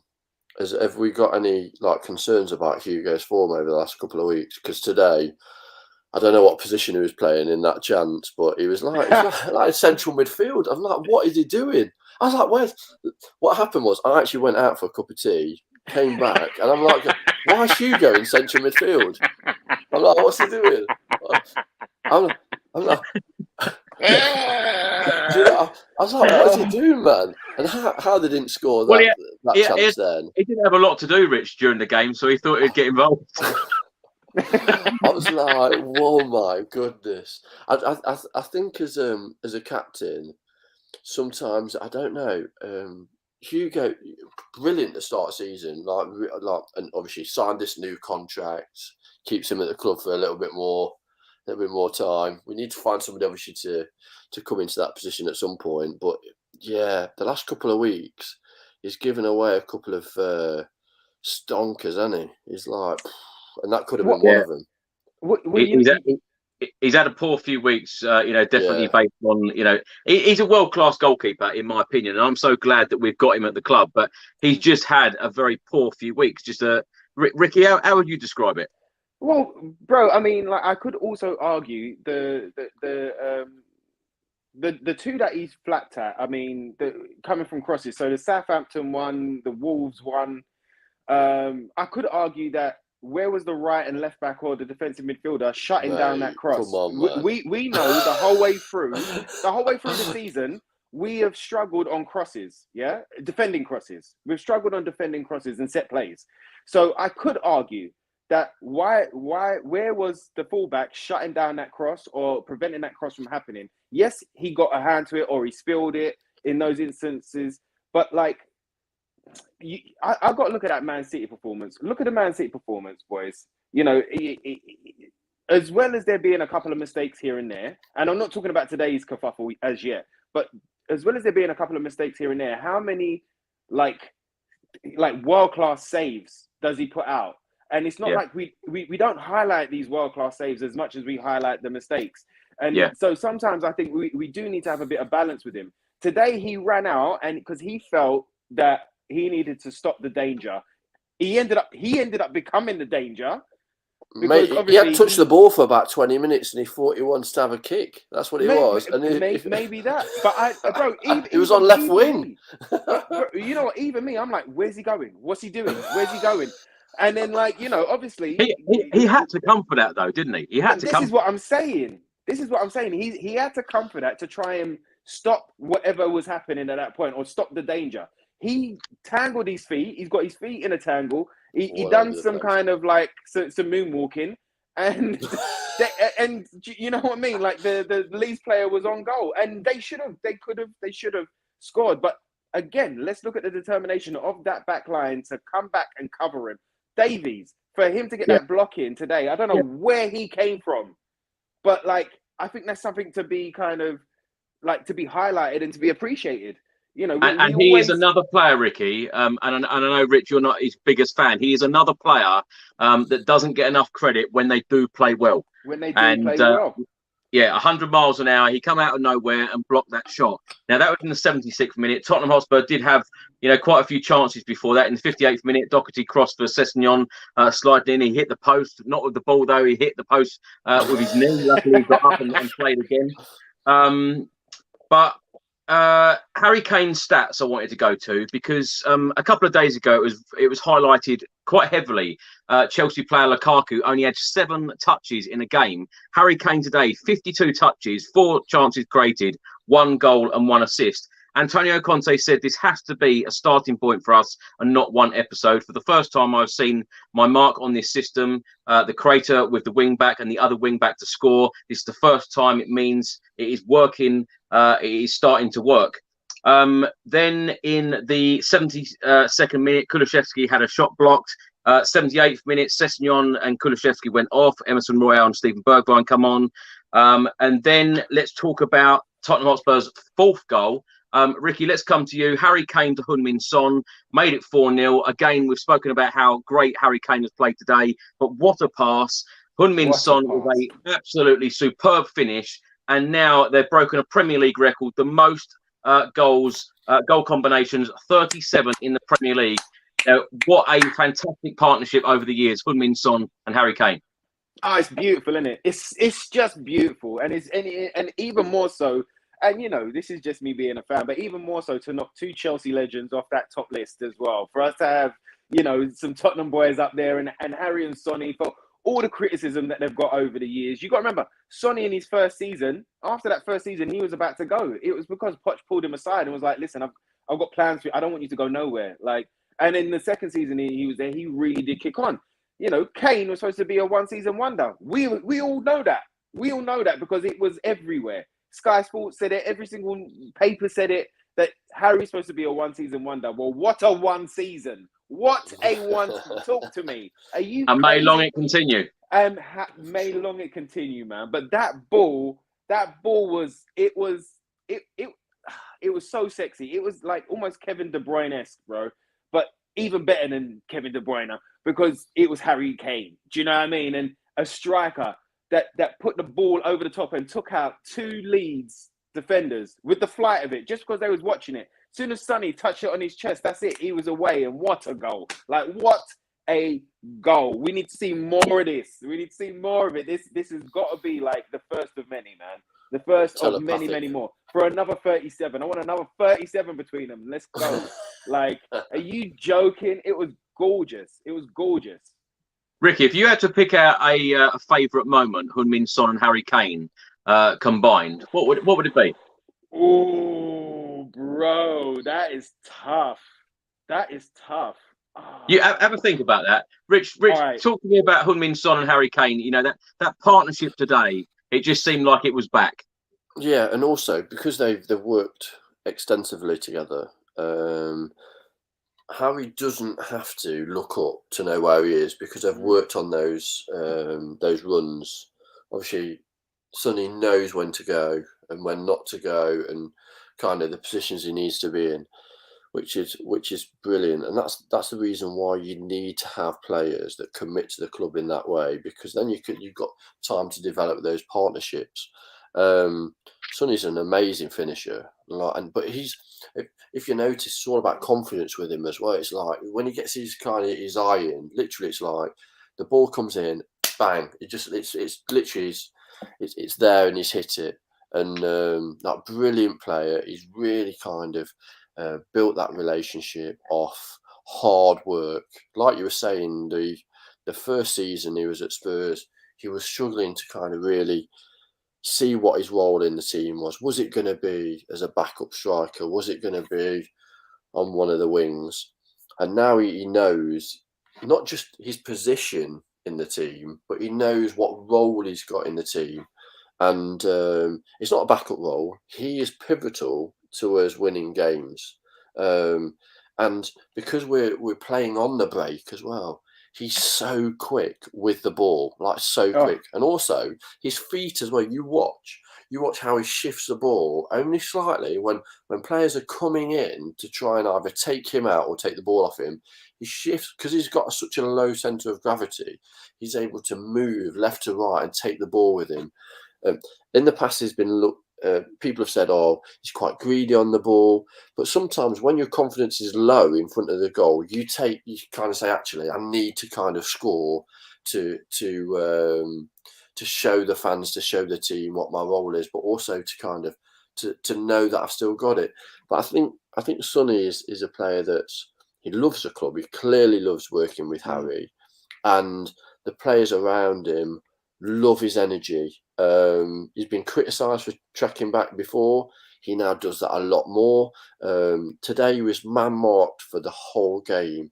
Didn't lose any kind of discipline from that. He really kind of chose to kind of use it as an opportunity to kind of score and to take apart Leeds in that second half, and he definitely did. I think Leeds towards the end of the game just ran out of energy, and that's where the gaps became available. It's funny, Rich, you say that because Leeds did have a number of opportunities in that game, didn't they? But they just wasted them. Yeah, and because they were obviously when we had the ball, they were man marking, and then as soon as they had the ball, they were kind of then breaking on us with their quick players, especially on the wings. But they were so wasteful.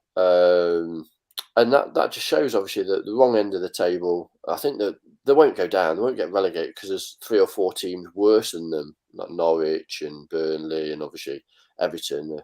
They're worse than them as well, and Watford. I think they're just going to be a team that obviously works really hard, very entertaining to watch, but win some games, but obviously get thumped as well. What Ricky said about the fans getting behind them, even though they're 3-0 down, I think that's pivotal for a club. I think there's so many clubs that the teams are getting walloped week in, week out, and the fans just pelt the players, pelt the manager. And I think, but they did boo at half time. That was weird. They clapped at certain times, but they booed a couple of times as well. I think that was because they were 3-0 down, and Bielsa didn't really change anything. He didn't really respond to what was going on the pitch, and I think that's what the fans were a bit pissed about. They were like, "Come on, you've got options. I know you've got 2 or 3 players out, but you've got options on the bench. Come on, you need to, or at least change your system a little bit." Bielsa's one of these coaches that's very stubborn. It's like, this is how we're playing, whether we're 4-0 up or 4-0 behind, and it just wasn't working today. We've got so much. Well, our players are so better than what they had on the pitch, and also we're a lot more clinical in the opportunities. If it was the other way around, we had the same opportunities as Leeds, I think we'd have scored 4 or 5 of those, to be honest. The first one, where obviously the cross that came over before we scored, and it just went past the post on the header, that reminded me of early on when we were with Nuno, all the kind of the crossfield passes that every time we had a free kick they were scoring. So I was just a little bit worried at that point, but then realised how poor Leeds were off the ball and knew that we'd win today. Well, we can't worry about Leeds, no disrespect, because we've got enough things to worry about. So whatever they do, up to them. Nothing to do with us. Straight after the game, Antonio Conte said it was the right response. Harry Kane said we had to bounce back. A fantastic performance today. Talking about his relationship with Heung-min Son, he said we understand each other's game very well. Lots of players have taken to social media. Dejan Kulusevski saying we keep working. Dyer saying this was the right response. Sessegnon saying perfect reaction. Interestingly, how they all say about the reaction. Now, Ricky, let's come to you. It's great getting the reaction today, and I've loved today. It's been fantastic. I've been on a real high today with the performance, but consistency. Antonio Conte is constantly using this word now, consistency. Are we now going to be consistent? And do you think that we can finish in the top 4? Because, the Twitter post or the Instagram post that I've been putting out in the last 24 hours, if I mention top 4 and in these Tottenham news videos that I do daily, I get pelted saying, we're not going to finish in the top 4. We're not going to do this. We're not going to do it. How are you feeling about it realistically? Chris, it's again, it's up to the boys. It's up to the boys on whether, like Conte's been saying, do they really want to achieve something important? And if they really want to achieve something important, then they've got to start putting together consistent performances. Like Rich was saying there about like 8 or 9 out of 10ers.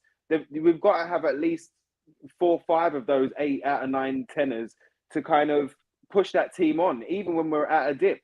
Harry leading the way that he led today, again, like Rich said there, he was a true leader, very much a captain's performance today. If it's dipping, if it's going sideways, it's up to someone like Harry to kind of grab the game by the scruff of the neck and go, boys, fix up, look sharp, let's make this happen. Do you know what I mean? Let's show these people what we're about. So it's all about it's all up to the boys. It really is. And for me, I can't really say, because we've seen how Jekyll and Hyde we have been, especially the last couple of weeks, especially like this year. Look at that Brighton game. The Brighton game, first time we started from the off, very, very quick, pacey, do you know what I mean? Determined. We saw that. And then we had Southampton and Wolves, and we're like, what is going on here? And then as we're coming up to Man City, we're like, well, I mean, apart from me, Chris, who predicted on this show that we'd win 3-2 against Man City, I just you did. I think I've just dropped that one in there. And, but in our heart of hearts, we're like, Man City, they've just pelted, Sporting Lisbon 5-0 during the week, and we've seen how dominant and great that they play at times.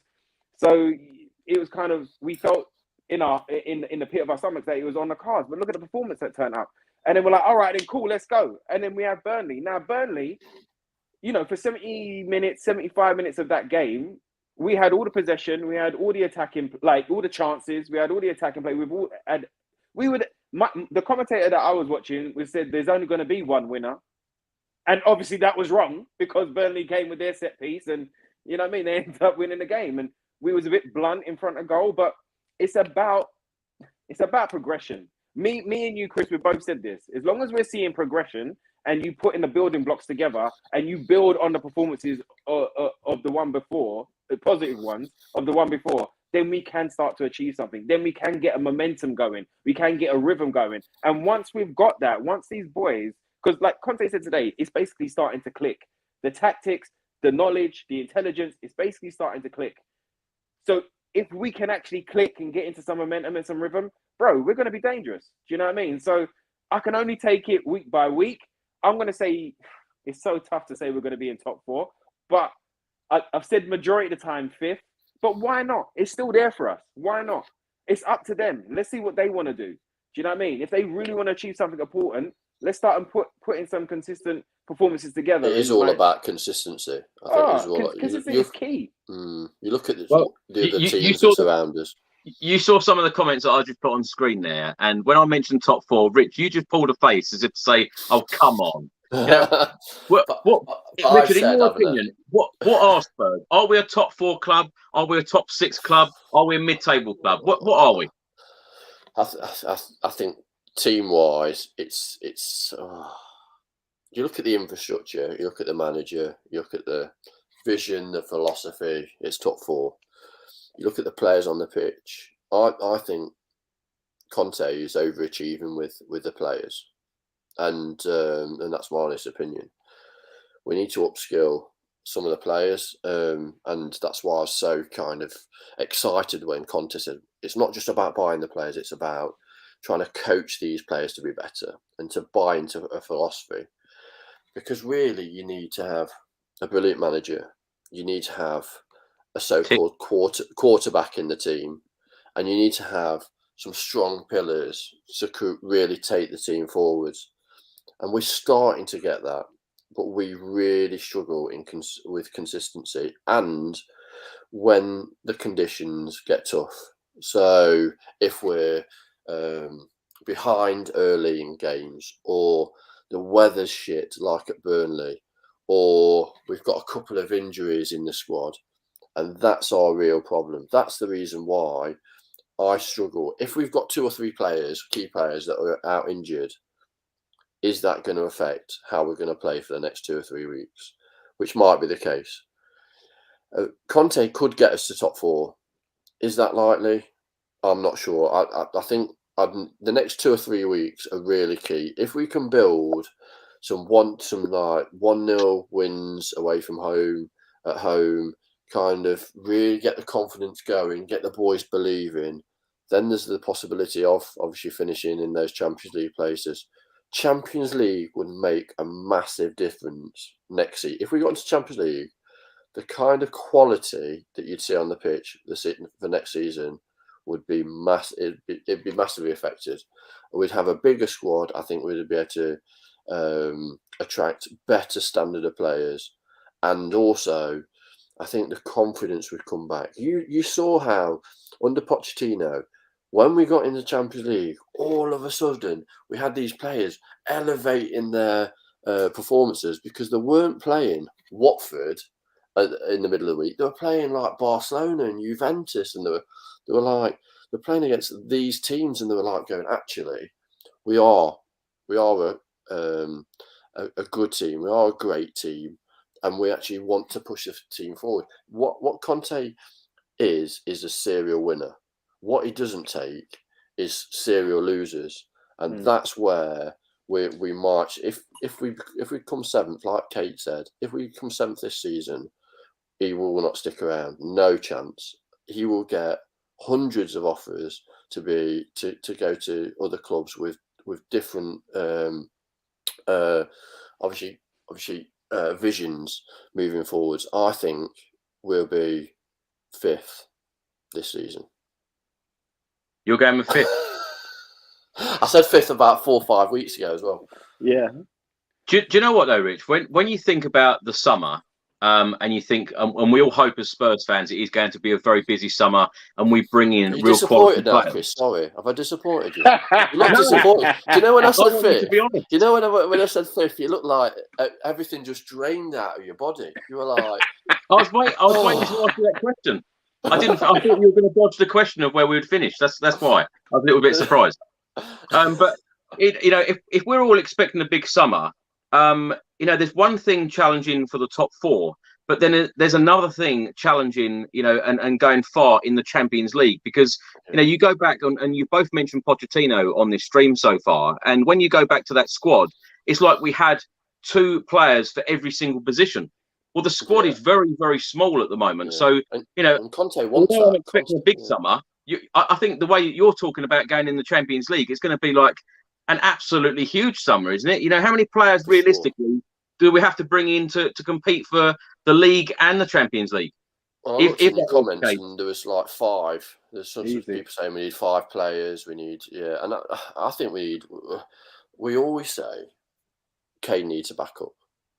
That needs to be priority. We need a backup for Kane. We cannot go through a season where we're going, oh, Kane's down. Oh, he's injured. Has he got to come off? Is he out for a week? Is he out for a month? That we need another centre back. We need to be looking for successor for Hugo. We need those wing backs as well. We need to have some real support in those wing back positions. We need 5 players. That is my feeling. If we're in Europe, then we need to have a squad that can play obviously twice a week. You're not going to get the likes of Harry and Sonny playing at that kind of level if you're playing Champions League, and then obviously trying to push for top 4 as well for season after season. And that's the problem. That's the problem, is that if you're getting your squad to play 50, 60 games a year, how their intensity, the recovery between the games is affected, and I don't see that at all.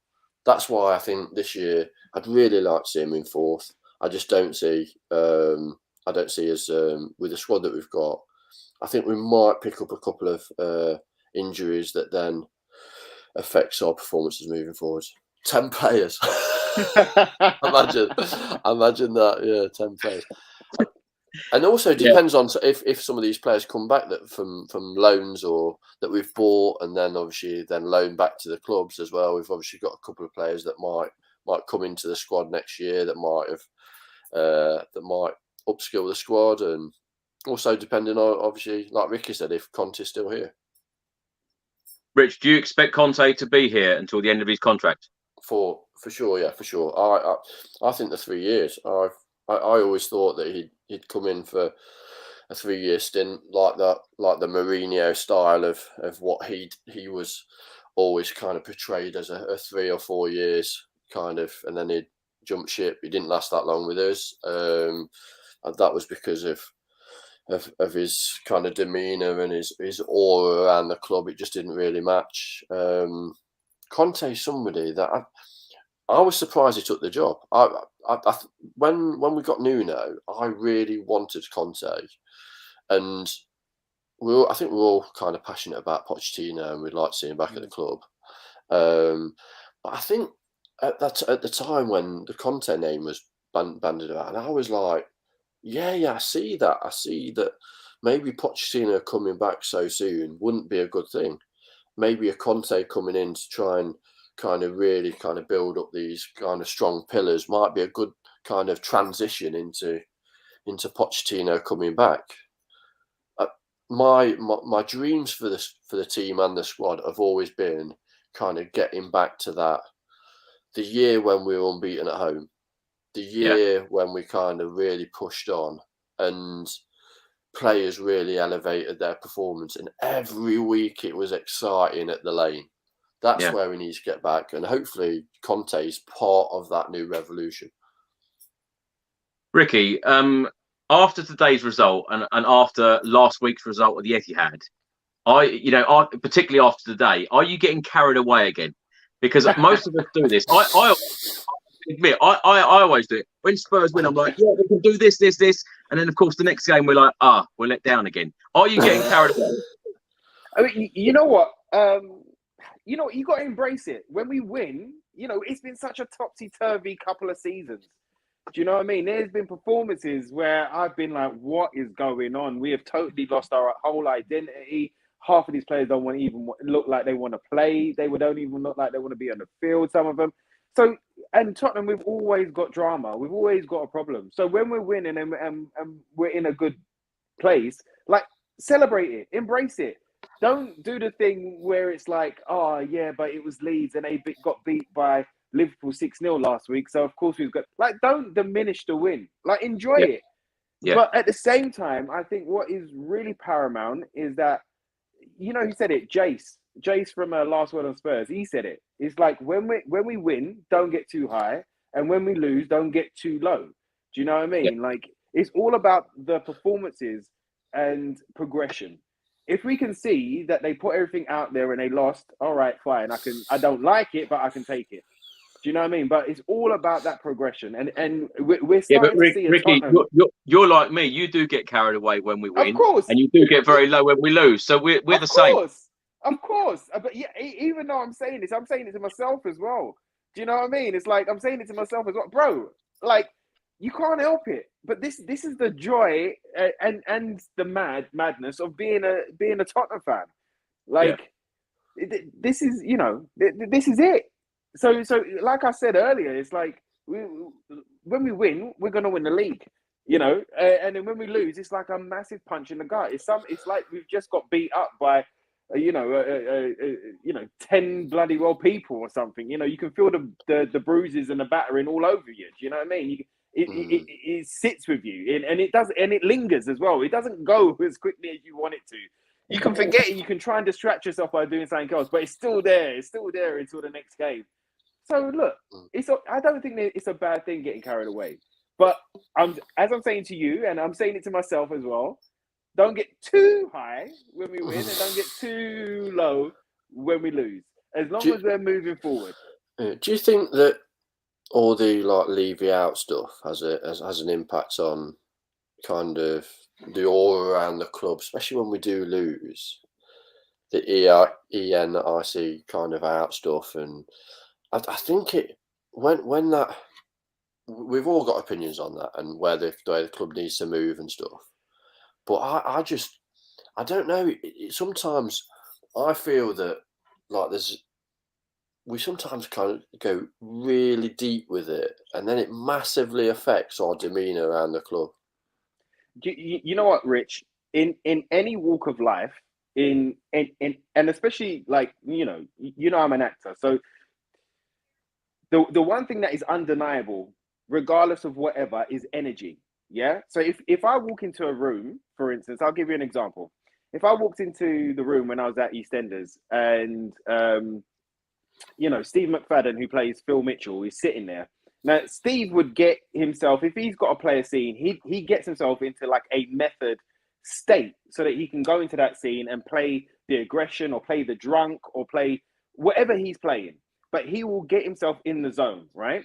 So when I walk into the room, I haven't even seen him yet, but I can feel that there's some bad energy around. I can feel that there's a tenseness around. Sure. I can feel that, and any walk of life, if you think about it as a kid, when you walked in the room and your dad was upset with you or angry, or your mum was, like, before anybody said anything, you feel the energy.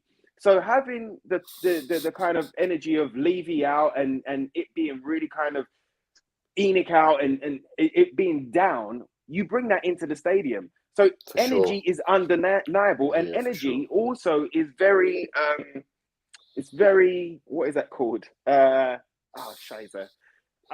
It's not addictive, but it's like it transfers from person to person. I can't think of the word right now. Damn it. But yeah, so people say that in offices that the thing that destroys an office most of all is the water cooler gossip and the backstabbing when you're doing that, and then you go back into the office and you end up spreading it. You've given it to Sandra gives it to Dave gives it to Bob. Do you know what I mean? And then the whole office is in this nasty energy, and everyone's a little bit upset, and everyone just can't wait to get home. Let's finish the work and go. And so energy is undeniable. So if you're taking that, if you're feeling it that deeply and you're taking it into the stadium, of course it's going to be transferred. Transferred was the word I was looking for. Of course it's going to be transferred. Of course it is. Of course it is. And that's why Conte's so good, because literally what's on at the end of his tongue. He's telling you, he's giving you that kind of, when he's happy, when he's pissed, when he's really disappointed that things haven't worked out. And I think that's what we need. Well, I said it on a video earlier. When Spurs were 1-0 up, 2-0 up, 3-0 up, even 4-0 up, he was still barking instructions. He's still demanding 110%. And that's what I love about our manager. And the energy, like you say, Ricky, the energy, everyone around him, they must be giving, 100%. And I just think sometimes when these players haven't performed, is Antonio Conte asking too much of them? Are they limited? Do they have limitations in that they are trying for him, but they just simply are not delivering? Do you think that is the case? No, I don't think that's the case. I think that Conte, again, you called him the conductor for a reason. you know what I mean? Not only did he conduct the crowd when he first turned up and get us on side, but he does that and he demands that from his players. And I think for too long we've lowered the bar for Tottenham because we've seen them dropping off. We've lowered the bar to what contagious. All right, fine. That was the word. Yes, that Marcus. was the word, Marcus. You are the man, bruv. We did also have a comment saying, "Did you know it was an away game today?" I saw that, but I tried to ignore it, Chris. Thanks Did very you turn much. up at the... Oh my gosh. But no, I think the bar has been, we keep lowering the bar of success for Tottenham because we've been kind of used to seeing what we've seen over the last 2-3 seasons.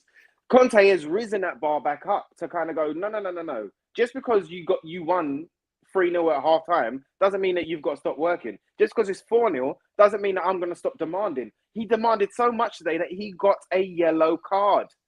He got yellow carded today. And that was, I think that was at 3-0 or 4-0. Do you know what I mean? So you've got to live up to his standards now. And I think it's only a positive thing that he's risen the bar that high so he can tell these boys that just because you done a good cross or you played, you had a good 5 minutes, that's not enough. That is not enough. You've got to do it for the 90, 96 minutes, 99 minutes. Do you know what I mean? That you're on that field. You've got to keep that bar that high. So I don't think it's a negative at all. Just before we talk about the Middlesbrough game in the FA Cup taking place on Tuesday and Tottenham's next 4 Premier League games in the month of March, Rich, let's come to you first. I just wanted to talk about former Tottenham Hotspur midfielder Christian Eriksen. How fantastic it was to see him back playing in the Premier League today, particularly after what had happened in the summer. Come off the substitutes bench to play against Newcastle at Brentford Stadium today. Oh, it was amazing, wasn't it? I mean, it's just after that, after we saw him in the Euros and how shocking that is. I think it's a thing where everybody will remember where they was when they saw it, and it's just a great good news story within football. Do you know what I mean? There's been so many tragedies to deal with, the heart attacks, and whether it be on the field or in the crowd.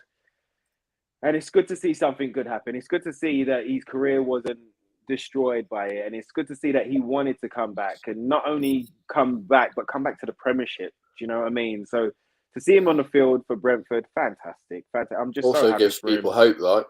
It gives people hope right? that anything's possible, and is an inspiration to other players, other professionals, other people in life, that when you have that kind of adversity in life, that it doesn't stop you from doing anything, and you believe that anything's possible. Yeah. Not giving up at all, So it was beautiful, bro. It was beautiful. Yeah, incredible to see him back. Rich, let's start with you. Of course, we've got Middlesbrough in the FA Cup 5th round on Tuesday. Middlesbrough away. Now, in the Championship, they are currently 8th. They've played 33. They've won 15, drawn 7 and lost 11. They're 2 points away from the playoffs. In the 3rd round of the FA Cup, they beat Mansfield away 3-2. And in the 4th round, they beat Manchester United away after drawing 1-1. They beat them 8-7 on penalties. Now, their league form during February so far, a 2-2 draw away at QPR, a 4-1 win against Derby, a 2-1 defeat away at Bristol City. They beat West Bromwich Albion in their last game. And, of course, they played today, losing 3-2 against Barnsley.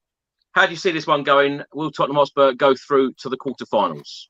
Yeah, I think we will go through to the quarterfinals, and I think it's going to be a tough away day, obviously depending on conditions generally, and we're going to have a lot of resilience. I think you're going to have a lot of players behind the ball, and we're going to have to be really patient with the play, unless we get a quick opening goal.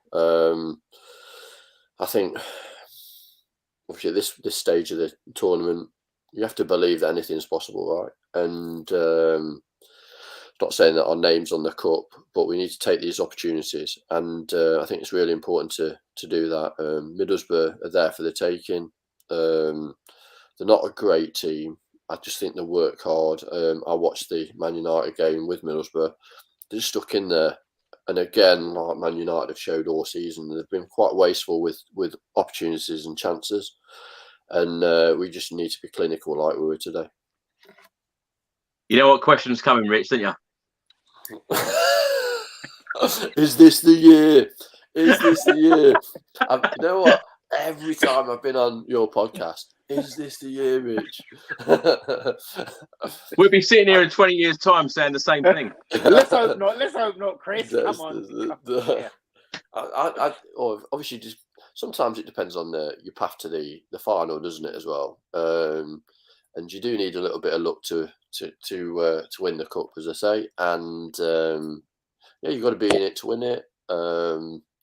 We've got a winning manager, so obviously I think another kind of tick in that box. Let's just kind of get through next week. And then we're talking a couple of weeks. Yeah, I was only joking. Ricky, this is going to be a very difficult game. Although Middlesbrough are in the Championship, this is going to be a difficult match, isn't it? Yeah, it is. But you know what? Let us not worry about the opposition. Let the opposition worry about us. Do you know what I mean? As long as we've got our own tactics, our own fire. Easy. He's getting another bottle. Our own fire. What is it about people on this show keep drinking wine and beer? Is this what we'll come to? Sometimes you need a drink, bruv. Sometimes, you know what I mean? Like, whether it's a win or a loss, sometimes you just need a little one, you know? Come on. But yeah, let's not worry about them. You know, yes, they're a dangerous side. Yes, they've done well in previous contagious. You've done it again. But yeah, let's go out there and worry about ourselves. Let's go out there and kind of do what we need to do. You know, whoever comes in, whatever rotation happens, if Doherty and Sessegnon play again, great. It's another opportunity for them to build on a performance that they gave today. Fantastic. You know, whoever does come into the side, let's say, for instance, he rests Dyer or Romero for Sanchez. Well, let's see what Sanchez has got about himself. You know, let's go out there and go and achieve something. Let's show Conte. Conte's a winner. We've already said it. You know, our boy Leo always says it. Serial winner. Like Rich said it today. He's a winner. It's a cup. It's a trophy, and he's gonna want it. So, how much do the boys want it? That's what we need to see. Show us how much you want it, and we'll go through the rounds one by one. Ricky, well, that's a very interesting point. How much does Antonio Conte want to go far in this competition, in your opinion? Because we've been playing games every 3 or 4 days. You know, 3 games this week. It's been a very tough week, although we've got 2 wins out of 3. But we don't play our next game after Middlesbrough, Everton, until the Monday night. So we've got 6 days to recover. So in your opinion, how strong does Antonio Conte go? Does the likes of Heung-min Son and Harry Kane, do they play in this game against Middlesbrough on Tuesday? I mean, he's already said if Harry's got one leg, he's got to play. So Harry will probably play either which way. But it's an opportunity to give Bergwijn a start in Sonny's position. You know, it's an opportunity for maybe Lucas to come back in, to give Kulusevski a little rest. Do you know what? It's Conte. He's a winner. But is it about giving players opportunities, or is it about just going really strong to just go through? He probably will. Chris, do we have 5 substitutes in this FA Cup game? I think so. Well, if he's got 5 substitutes, then he can start with the strongest team. The team, you know, that he would start, you know, he started against Leeds and Man City. He could start with the strongest team, and then he's got 5 subs once we're 3-0 up or something like that. So he's got 5 subs to bring people in and give them minutes and give them an opportunity. Why the hell not? Why the hell not? And with that period of time, like you say, recovery time and training time until the Everton game, he can feel free to do that. I didn't clock that Everton was on the Monday. I'm waiting for a sat-nav joke to comment. That's a home. I knew it was coming. I could feel it in my chest. Do you know that question I asked earlier? Do you get carried away, Richard? Did you notice that Ricky said when we're 3-0 up? You see, this is exactly what I mean. I can't help it. I love my team, bruv. I love my team. I can't help it. Do you know what I mean? I think the interesting thing is goes that out the window. Go on. I think the interesting thing is that obviously because of the Burnley game, Conte might actually go. Actually, if the conditions are crap in Middlesbrough, he might play slightly different. I think he might just mix it up a little bit. But I think it'd be 1 or 2 changes at the most. It'd be as strong as we can. I think defensively, very similar that we've got today. Maybe Reguilon might come in. But I think it'd be it'd be a strong team, and hopefully, like Ricky, by half time the game's done and dusted, and then we can kind of blood some players in the second half.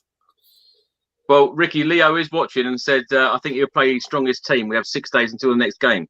So, personally, I hope that we do go strong just to go through to the next round, and then, Sure. bring on a number of subs and change it, when we're 1 or 2 goals up, Rick. Why not? Now, Why not?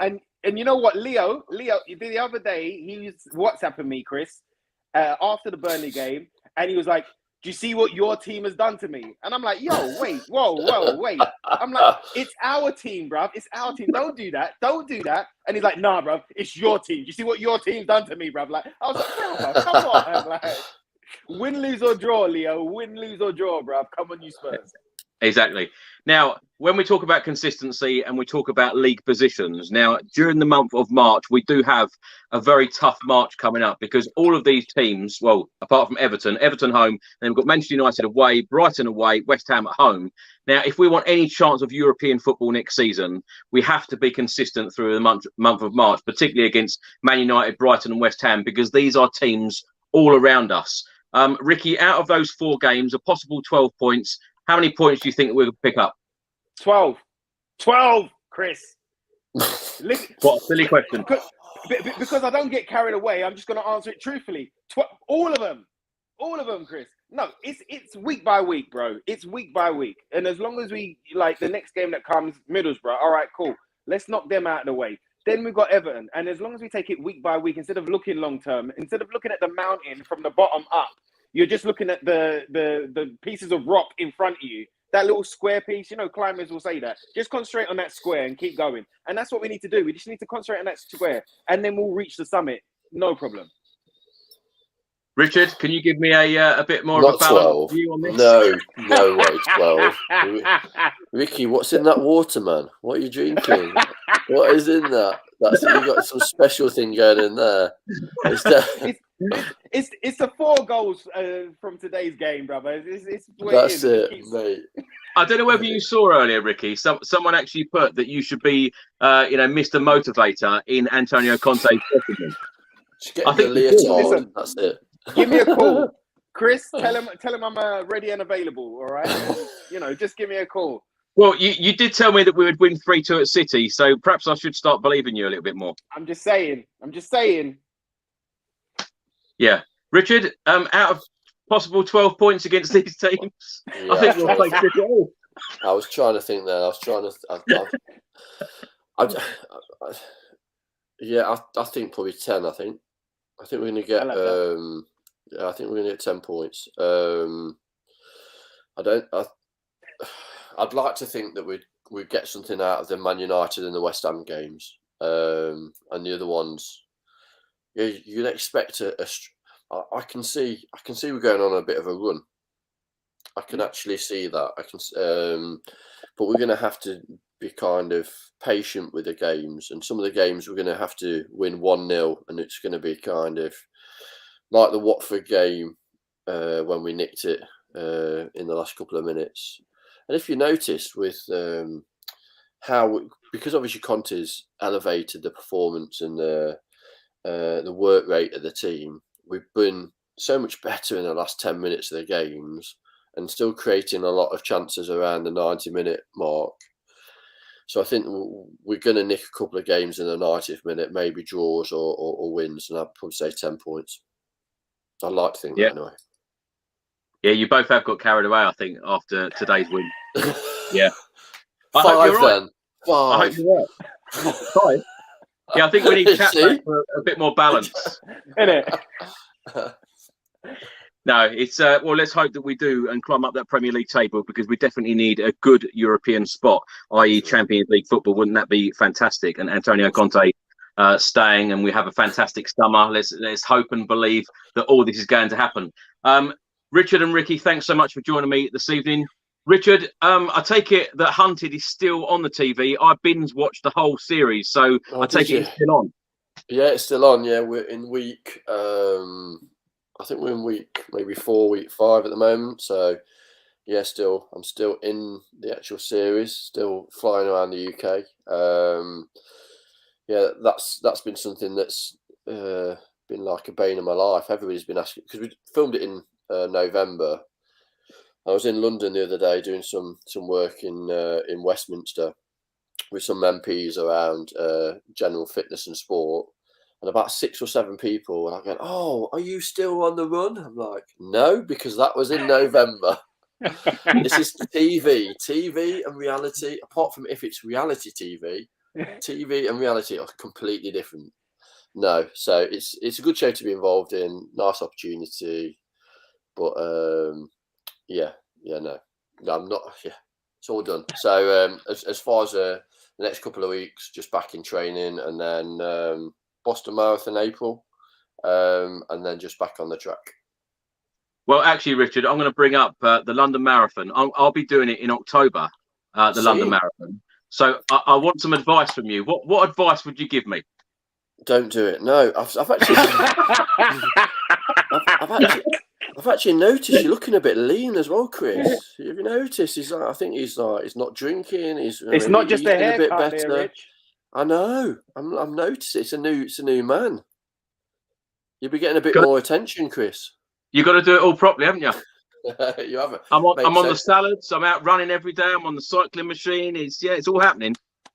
Just make sure when you go out for a run, you've got a smile on your face. You've got good running attire. So no crazy Mr. Motivator stuff. Don't be going out dressed as like an L4, like Mr. Blobby or something. Make sure you've got good running attire. And obviously it's for prostate cancer, right? It is, yeah. Awesome. It's obviously an awesome cause. When you're obviously out and it's really tough, just think about the people that you're helping, and obviously the awareness that you're also raising as well. So well done, Chris. Thank you. Well, thank you so much for joining us, Rich. And Ricky, tell everyone what you're up to at the moment. Yeah, bro, I'm auditioning, trying to keep myself busy. But before we jump into all my madness, Chris, I just wanted to know something, bro. I just wanted to know if I wanted to, let's say I missed the show today, and I wanted to maybe listen to it on a podcast, maybe on the train or something. Is that a possibility, Chris? Can I do that? It is. Is it? But so many people messaged me actually in the last couple of months and said, "Can I listen to these shows on an audio platform?" And I was like, "No, it's just only available on YouTube." And the amount of requests that we've had, so I've now put it onto audio platforms. So it is now available on the likes of Spotify and Amazon Music and lots of other audio platforms. So yes, it is available. Thank you for that plug, Ricky. I just because I'm gonna listen back to the show tomorrow, and but I've got a long journey, so I couldn't watch it, So it's great for you to let me know that I can get it. Where was it? Audio Boom and everywhere you find your podcast. Ricky, I think is that where it was? When I'm doing all my training for the marathon now, I think I need like a motivational speaker, someone like yourself, telling me what I should be doing. Can you record something for me? Of course, no drama at all. I'll make that happen for you, bruv. No drama at all. We'll make that happen, my friend. Ricky, tell everyone where they can find you on social media. You can find me on Twitter at Ricky J Norwood. On Instagram, it's official Ricky Norwood. And and you'll probably find me on the podcast real soon. So again, always a pleasure, always an honor being on, my friend. Really enjoyed this evening, and can't wait to the next one. Come on, you Spurs. Richard, Ricky, thanks so much for your time this evening. Thoroughly enjoyed talking about tonight's, today's 4-0 win at Leeds United. Let's hope that this winning run can continue against Middlesbrough in the FA Cup on Tuesday. And let's hope that Antonio Conte can be successful during his managerial spell at the club. Until Tuesday, I will see you on the next Spurs chat video. Until then, come on, you Spurs. Come on.